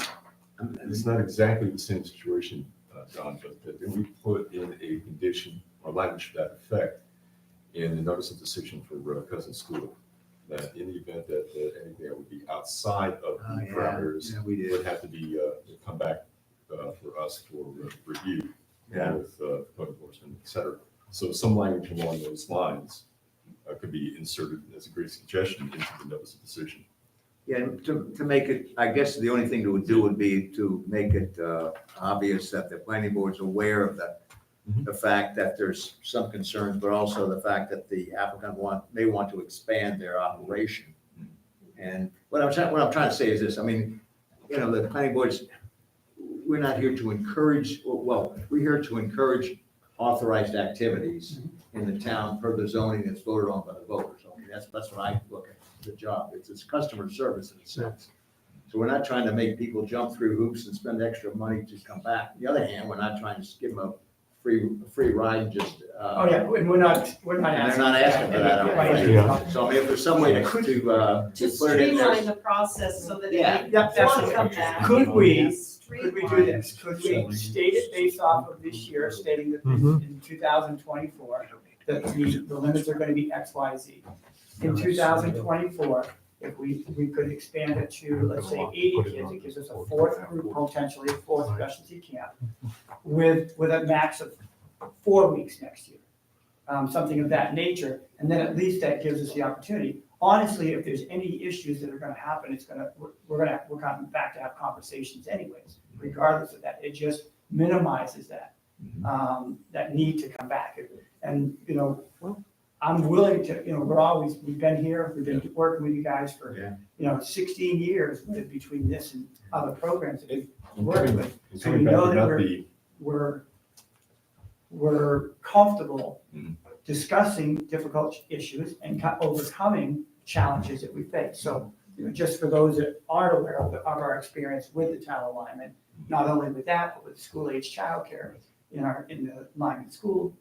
So we have relationships is everything we do, and trying to make sure that those relationships stay strong and coming up with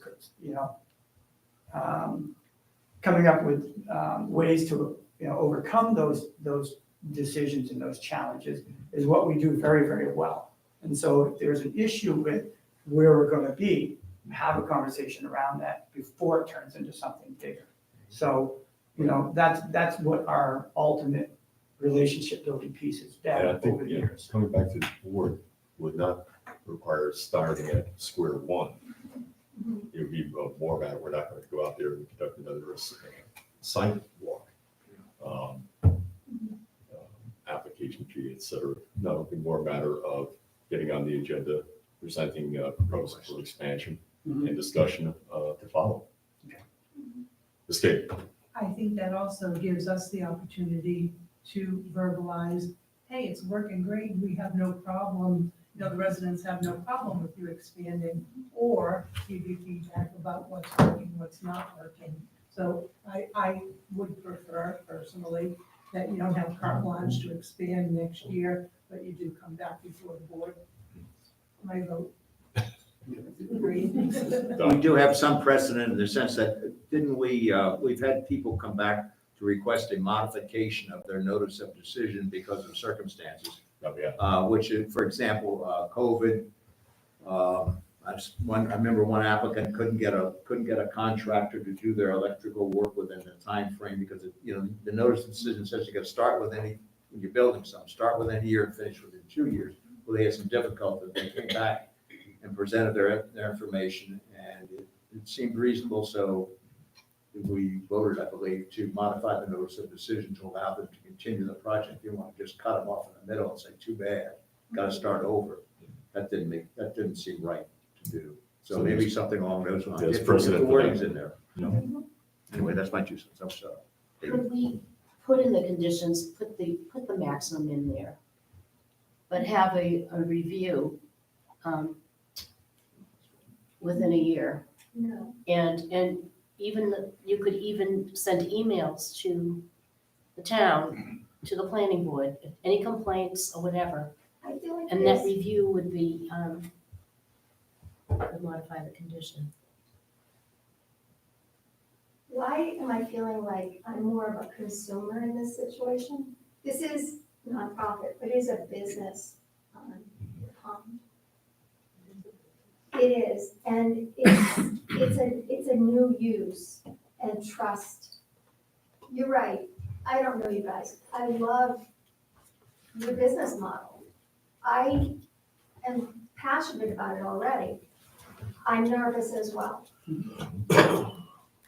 I want this summer, and I want to come back next fall and endorse what I saw. But I don't want you to have that raising kids. I don't want you to have those extra 2 years without a bit of a fight right now. But back to, I think review itself would be an understanding. I don't know if we necessarily have to build it into the notice of decision. But I think that Don's mentioned a previous precedent too, having an applicant come back in for modification of existing notice of decision is not out of the ordinary. But once again, as I read at the very beginning, the burden of proof, the burden is on the applicant to show compliance to all representative ordinances. So. But we, as the planning board, we have to allow the use if it is permitted in our zoning. So, If they so meet that- the that's where we requirements. stand. If they meet the- If they meet the requirements, right, if those standards are all met. Does that apply to the whole lake or just that section of the lake? Allowing, permitting the recreational use? It's in the shoreline zoning. Right. In the residential. in So the if shoreline my zoning. neighbor wanted to start a nautical school, it's recreational. Could be. None. And directly commercial. That's a commercial. And that, I don't think that's Yeah. allowed. I don't think any commercial operation is allowed on shoreline.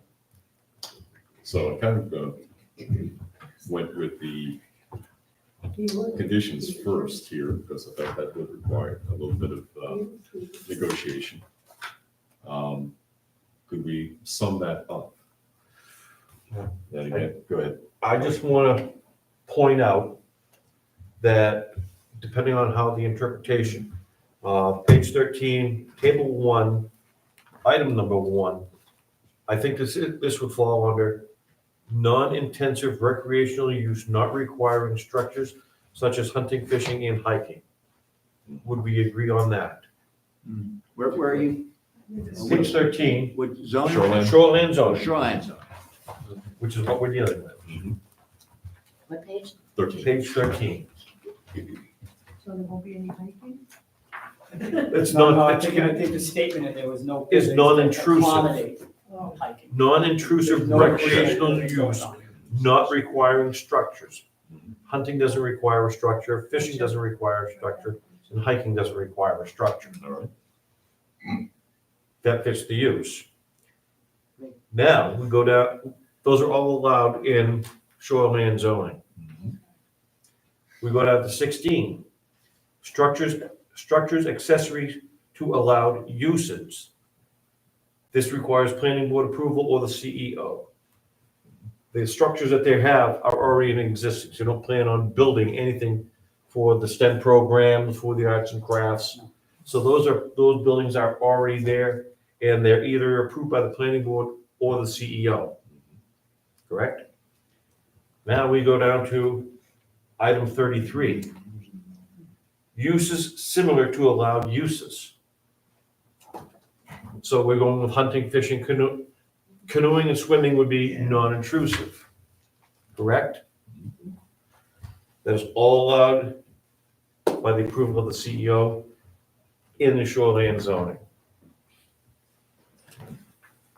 So the only thing that would require planning board approval would be if they were to add structures.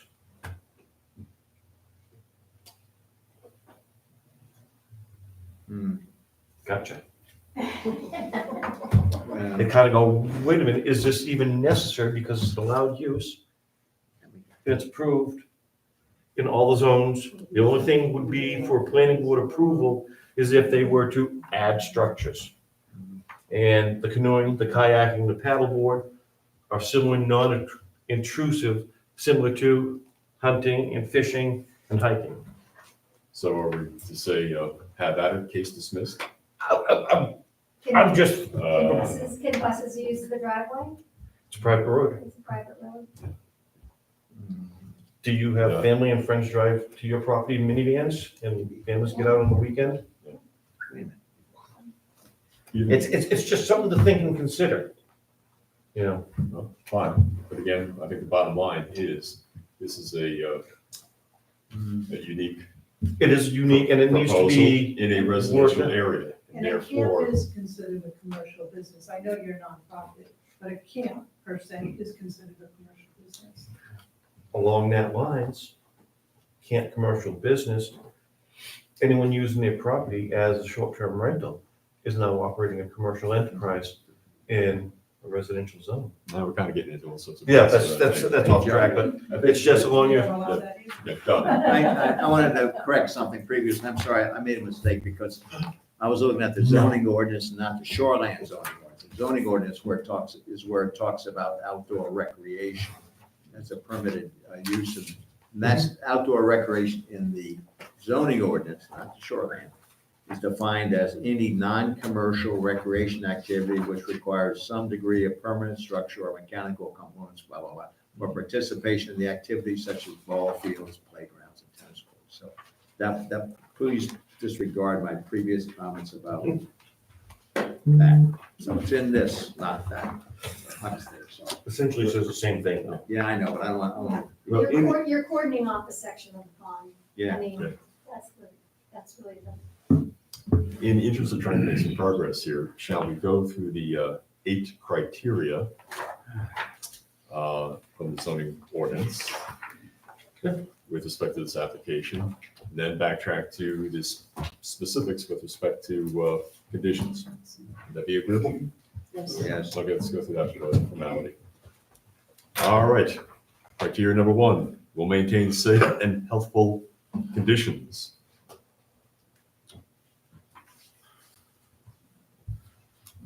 Make a motion, the applicant will maintain safe and healthful conditions as long as they meet the criteria of, number of, how can we word this?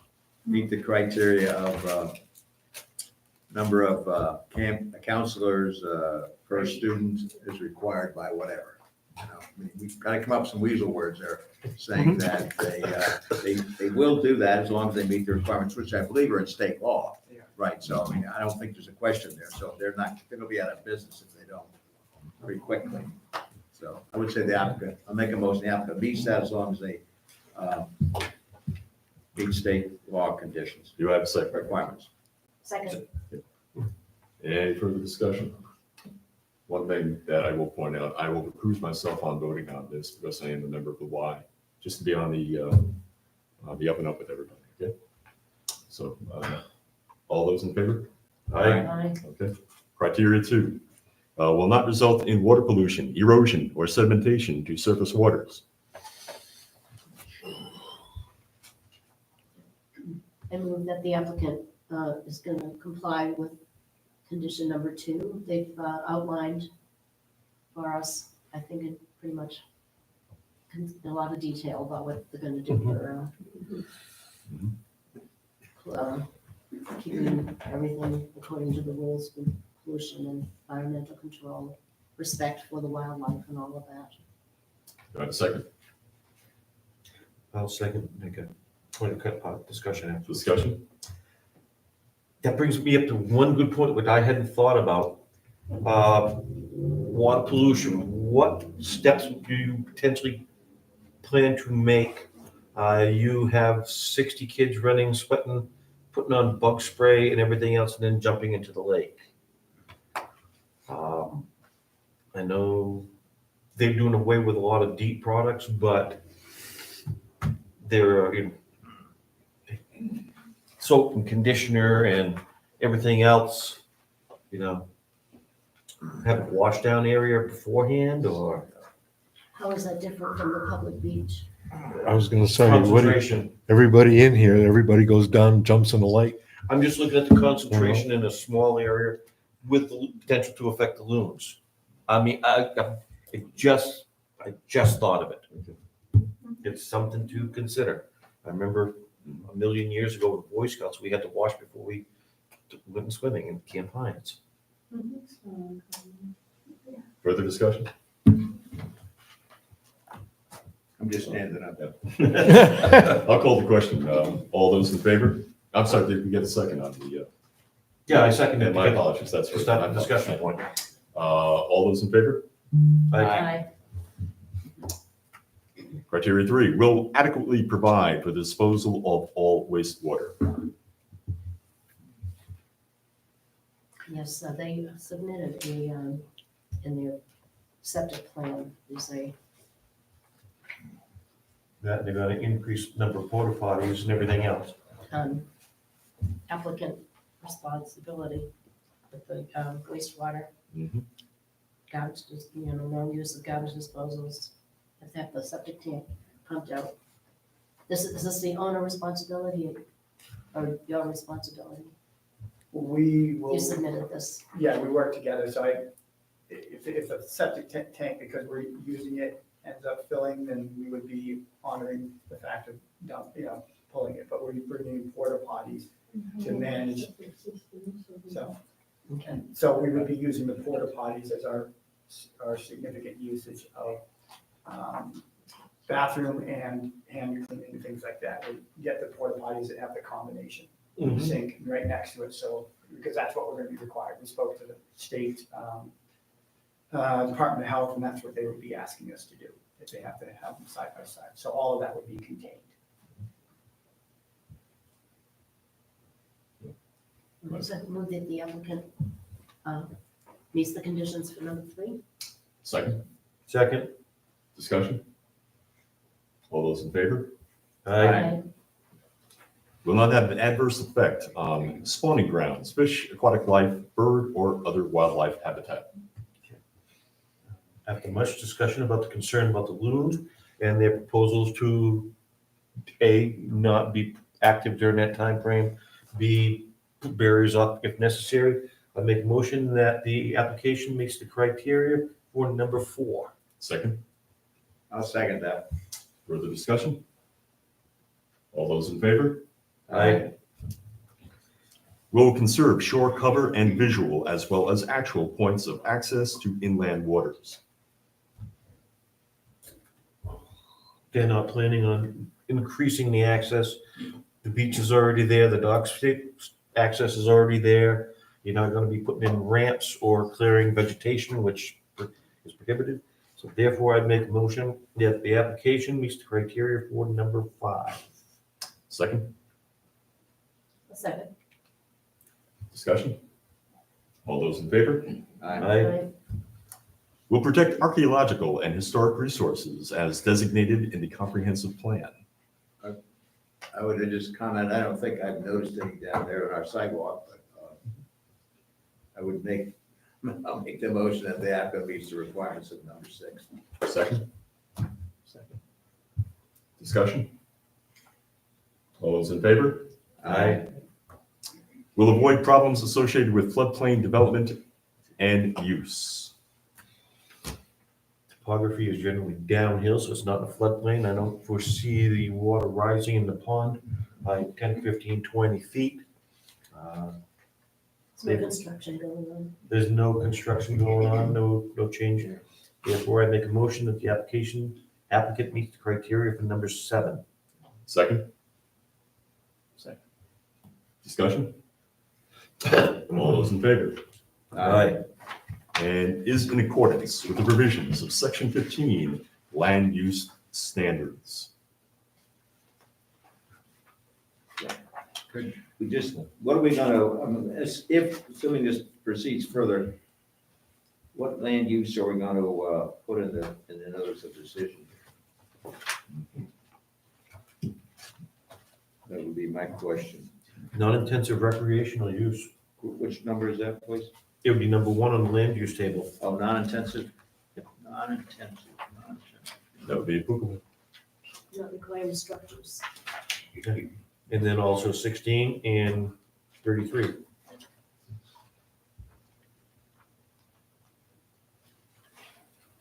Agreeable? This is similar to a lot of uses. What about, what about 23 there? Public-private recreational areas involving minimal structural development. It's another one to- That also, there? Some of these are That probably would. fit they're better. overlapping, it seems to me. 23 seems to fit the best. Better to fit multiple than none. Right. Could be made, both. 15F. Oh, small non-residential facilities for educational scientific. That's another one that's authorized. So what we're trying to do is figure out, just make sure if this goes through, that the notice of decision specifies what the land use that the planning boards use, so that, because in the past, we've had some issues where people would say, well, wait a minute, that's not allowed in the zoning ordinance, and the zoning ordinance, I know it's brilliant, but it's not all that clear, it needs to be revised in areas. That's why the ordinance review committee started to work on it. But anyway, it needs some work, never perfect, but we're trying to nail it down so that it reflects a decision that the planning board makes, so it's not a question in the future. Somebody comes back a couple of years later, you know what, everybody's gone, changed over, so anyway. Could reference be made both to 1 and 23? Yeah. Right. Okay. Chair will entertain a motion on criteria 8.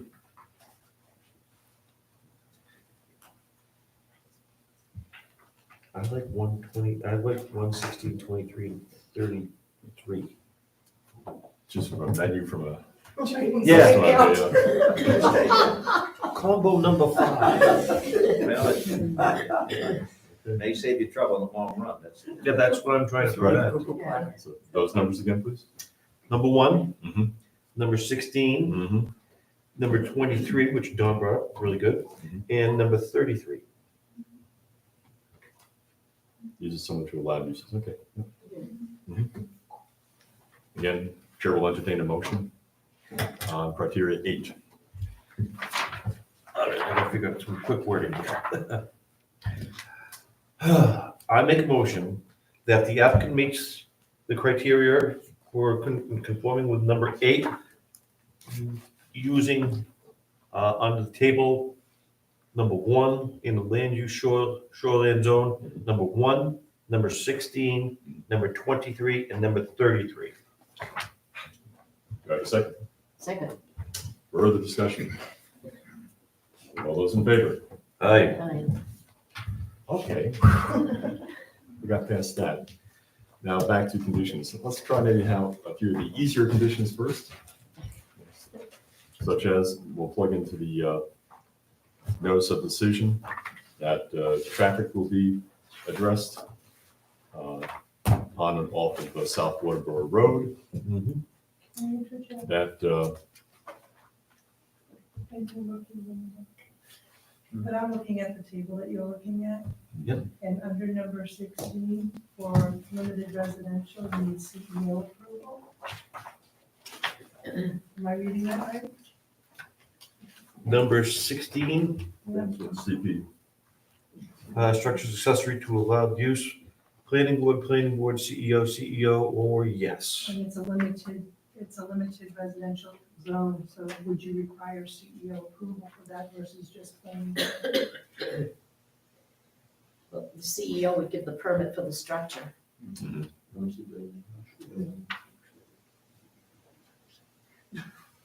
I don't think it's applicable.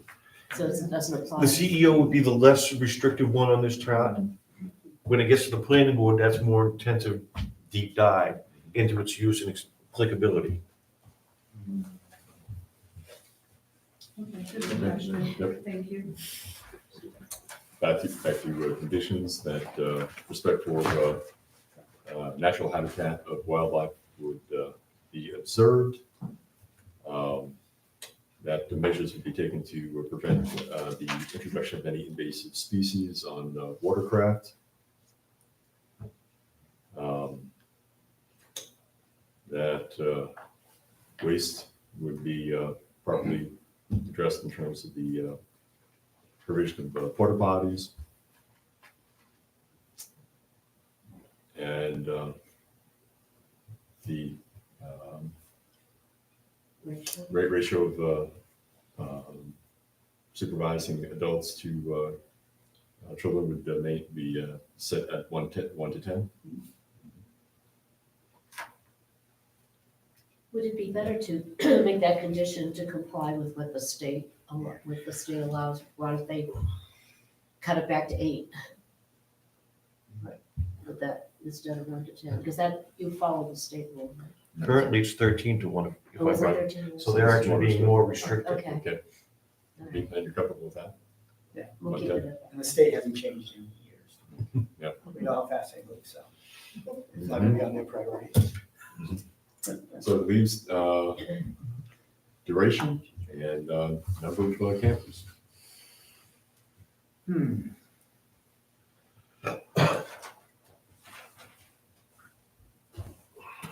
Do we keep it at 2 weeks, 60 kids? And if the program is accelerating and you wish to increase, you come back for just approval of the duration and the number without having to go through the full plan again? Would What do you that mean? call for another public hearing? I think it would. Because we'd want the public hearing going, hey, they've been great neighbors, we don't mind. As a matter of fact, we've seen the kids on the paddleboard picking up the bottle that the jet ski are tossed. Or those little rug rats are making a mess of the place. So a public hearing, I think, would be appropriate. And my understanding, Don suggested that there'd be a understanding that the applicant would return for discussion of any potential expansion. So, what do you say, folks? 2 weeks, 60 children each week.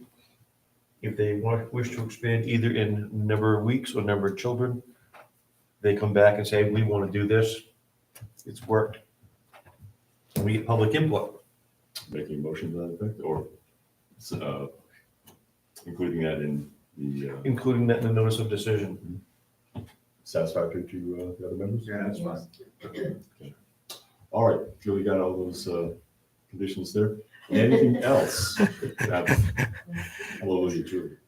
Do you have anything else that should be inserted into a notice of decision? Age group, I think that is. That's 12 to 10 to 12. I'd like to Or six- adjust that just a little bit, because if we decide we want to go to an 11 to 15, then that would also be an opportunity for us to reach that middle school age. I was just gonna say, middle school age. So if we paralyze that, then it just doesn't give us the opportunity to potentially fill the camp. Would be satisfactory just to specify children in middle school age, or children in middle school?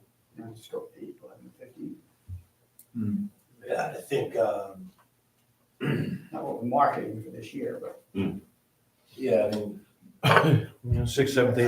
having a wider range of ages allowable to access the program is only allowing more access to the program. Doesn't impact the use, it doesn't impact the programming, it doesn't impact it in any other way, other than the kids are a little older. So instead of specifying by grade, specified by age, 11 and 15, would that be, is that what you're seeking? Yeah. Okay. 11 to 15. 11 to 15. Any other conditions to consider to blend into a notice of decision? That's, if that is that, then a vote on the overall application, I think, would be appropriate. Yes. Did we already say that there was going to be temporary street signs indicating buses entering? Number one, under safety. That was, okay, I just want, safety is key. so.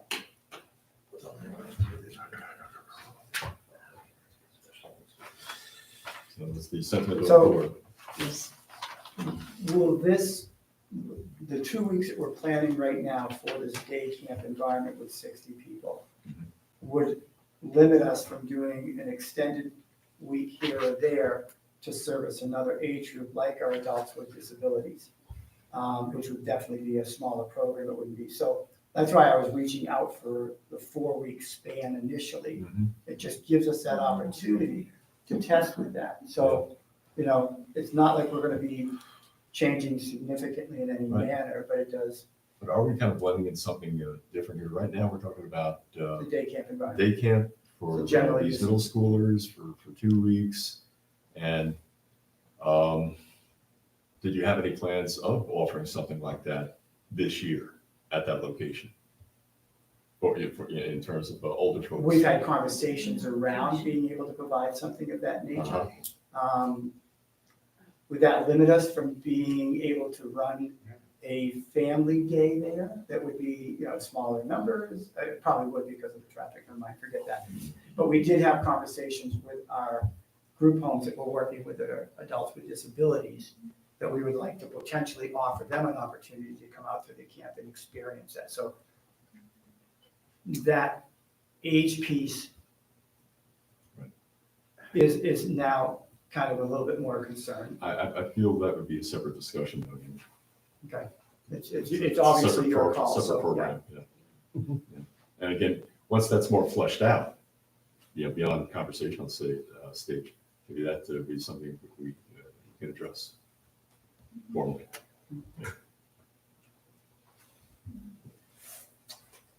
So once again, we've gone through the 8 criteria, we've discussed conditions. So that leaves a motion to approve if the board so. I make a motion that the planning board approve the application with the conditions as stated. I hope somebody can state them properly, but. Julie's got them all. Got them all. I'll second Don's motion. Any further discussion? All those in favor? Aye. Thank you very much. Thank you very much, everybody. It's good to see public input. Yes. Could we also, Joe, before we go, can we decide who's going to work on these notices? I'll give this one a go. And again, is that unless. No, I don't see a problem. You know your number. My husband worked with the group homes. So, I'll give this one a go. Okay, but there's a couple of others. I'll work on the one for, Florida. People might not Okay. know, in the community, law ban now, And I think way something, I can't remember. you're They just a changed pro the forma name. one. I think Julie's got that. is now For which one? offering. The first one, summer Hewitt. camp. Hewitt, yeah. Used to I think that's- for, So there's a I can whole. help you on that. And we're talking about All right, ladies and gentlemen, minimal. We got to need to so continue. so on. a little bit more on the agenda here. Big minutes. First off, let's set the agenda for next time around. Do we have anything to put on the agenda? I got nothing. How about this? Thanks to Kevin on the research that you did on performance guarantees for subdivisions. Let's put that on the April 3rd. April 3rd. And a reminder to all out there in TV land that we will begin meetings at 5:30 with our next meeting on 3rd of April. So we'll discuss the performance guarantee regulations. See if there's a modification would be appropriate there. Okay, anything, want to think of anything else in terms of adding to the agenda at this time? Yeah, the thing I was gonna mention was on that performance guarantee, which is for the subdivisions. It might be a good idea for one of the planning board officers to talk to the treasurer or the town manager to see. I was thinking about this thing. It really, from the planning board point of view, it doesn't make a darn bit of difference whether it's a check, a bond, or, because once we just have to follow the regulations, right? We say, okay, you do this. Now that the contractor wants to get their money out or reduce their costs as soon as possible. But I don't have any idea whether it's easier with a, if it's a bond, is it easier? Or if it's a check, is it easier? Or if it's something else, is it easier on the town administratively to manage? Because we haven't had a subdivision. When's the last time we had a subdivision with a bond? It's been a long time. So, I mean, I don't have a personal, I don't have any skin in the game in a sense, as long as the planning board follows what the ordinance or what the subdivision regs say. But it may be, maybe a check, cash is usually king, but maybe a bond is easy, maybe, I don't know. That'd be quite worthwhile. I'll take it up with the town manager and also ask for feedback from the treasurer as well as to how does this, are these other means?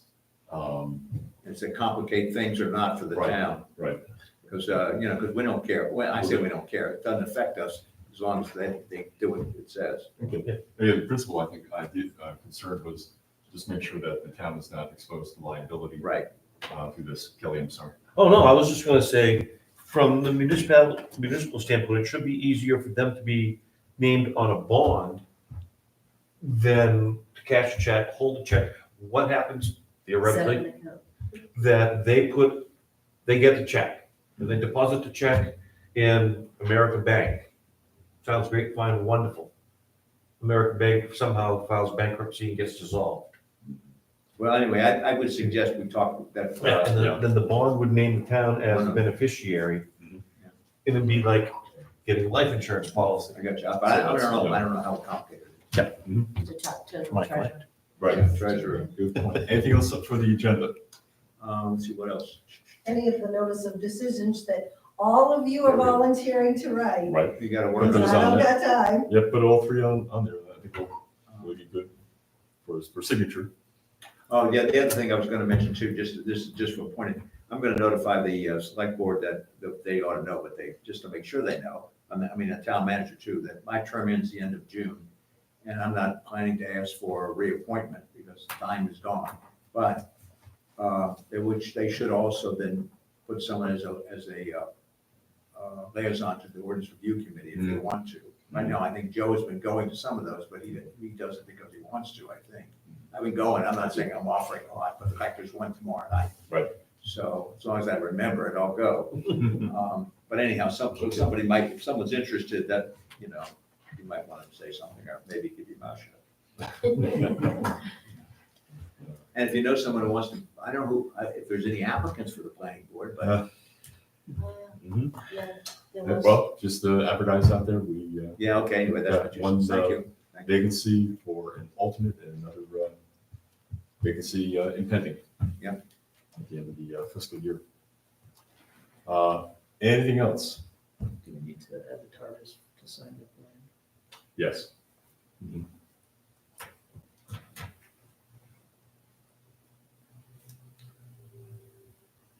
Okay. So let's put that to a vote. Do I have a motion to approve the agenda as suggested? So made.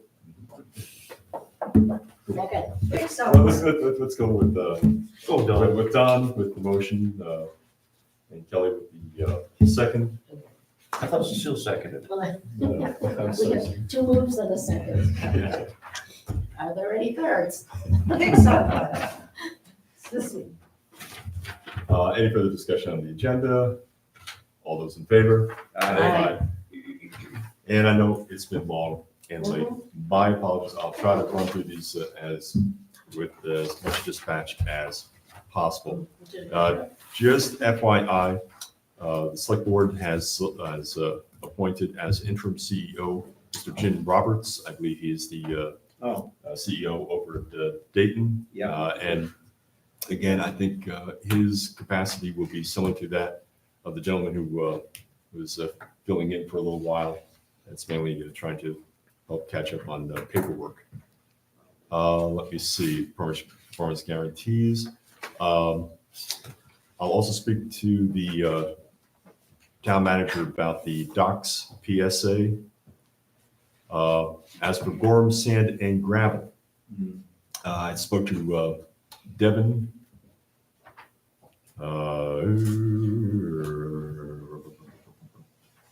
Oh, my apologies. A representative from the company today, and I think it's Darren Shaw. Thank you very much. And he has been in conversation with Mr. Stewart over at NX 207. I walked through the email that Julie found, communication between himself and Brenda. Nothing new from DEP there. My apologies. I just want to make sure that I am covering all my bases here. No. I did a little research on that as far as they're operating under a 1990 site law approval for gravel pit, which was modified in 2017 when Gorham Sand and Gravel purchased the property. From White Brothers, I think? Yes, and they're all under Washed LLC. It's the Gorham Sand and Gravel's affiliate. They also purchased 13 acres across the street in December, but that's a separate property. My concern with the email to Brenda from Darren Shaw was talking about something about contacting the DEP regarding a new property. I didn't know if that had anything to do with new gravel extraction or trees being cut down that could possibly come into our ballpark. I did mention that, and he said there was nothing new other than an email from DEP on that, but I'll contact him again about that. Because also that property was pretty much fully cleared based on aerial photos from 2003, 20 years ago. It's since overgrown, and I think they just cleared it back up. But I was up there and took some photographs, and it's like from Ed's Grove almost to NX 207 zip, and there's a couple ponds there. I don't know if they showed up beforehand, but yeah, okay. Yeah, that was part of the site approval, was construction of the pond. Okay.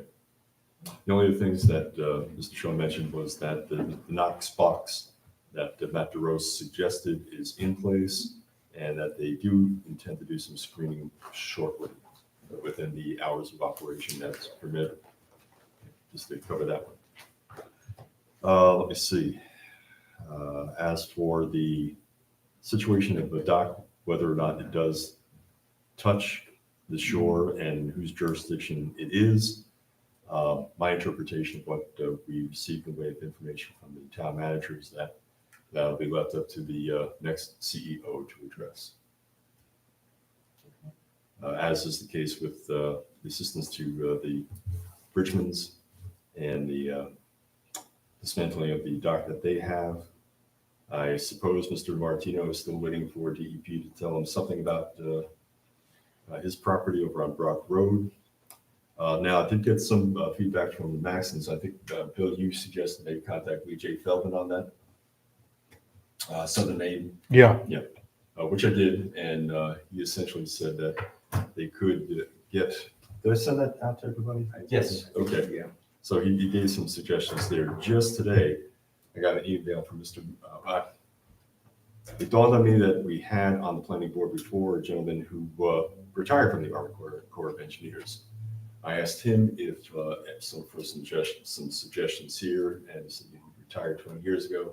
Anyone he knew is retired as well, but he suggested going directly to their office in Augusta, provided the contact information, forwarded that to Mr. Maxon. Mr. Maxon got back to me today saying that he has to pursue that.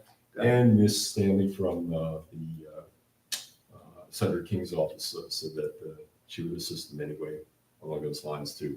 So Mr. Maxon, in his communication to me, said he is anxious to take whatever remedial action is necessary to prepare the property. Let me see. No news is good news in terms of the Du Bois Pit. Nothing new on the home occupation application from Mr. Platts on the. He filled out his application. We're waiting for, he unfortunately fell between when Dwayne left as CEO. And he calls every week and I tell him, keep calling. There's other people, I said, just keep coming in, call. We're gonna say yes to you eventually, but I am making progress on the mountains that are in that office as time allows. And thank you all for, Joe, for doing the meeting minutes. And you all taking on the nods. It's given me a little time to look through all the paperwork in there, and my piles are getting smaller and more organized because they were starting to fall over. Nothing new from Harper? Nope. Okay. And just came up in conversation before the select board, replacing the kiosk at Bunganut. They're looking into, I think, an 8x8, but not the same footprint of the kiosk that is there right now. And I don't see any necessity for that coming before us, because as far as I can tell, it's at the most distant practical location from the roadway as is. So, That's improved. yeah. But, You can't move it out in the parking lot. Yeah. And they're replacing it too, right? Yeah, that's outright. Yeah, that's the intent. It's not a good. That's what I've got. Anything else? Meeting minutes. Thank you. You worked hard on those. I forgot. Almost. Thank you, Don, for catching a couple of nits there. Yeah, I did. And on the official to be signed version, those corrections were made. Everyone had opportunity to read through them and satisfied with them? Yes. Yes. Okay. Do I have a motion for? Motion to accept minutes as presented. For both the public hearing and the regular meeting? I think they should be done two separate Take your pick. issues. Take your pick. I make a motion that we accept the minutes for the public hearing. Do I have a second? Second. Discussion. All those in favor? Aye. Aye. Make a motion that we accept the minutes for the standard meeting. Second. Discussion. All those in favor? Aye. Okay. As for signing these guys, is there anything else, folks? Otherwise, move to adjourn. Do I have a second? Second. All those in favor? Aye. Thank you, everybody. Thank you.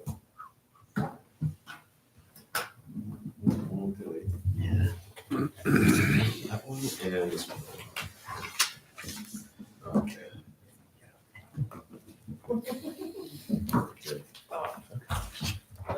There's a pen there. Yeah, thanks for your patience and all the work. Oh, I got one right here. Julie's good. She provides us with pens. That's good. I think that it just makes it easier on you to have a black pen at every spot so that you have something to sign with. Yes, thank you.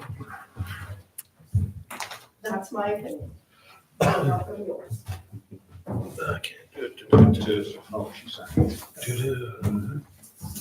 There, so- All right.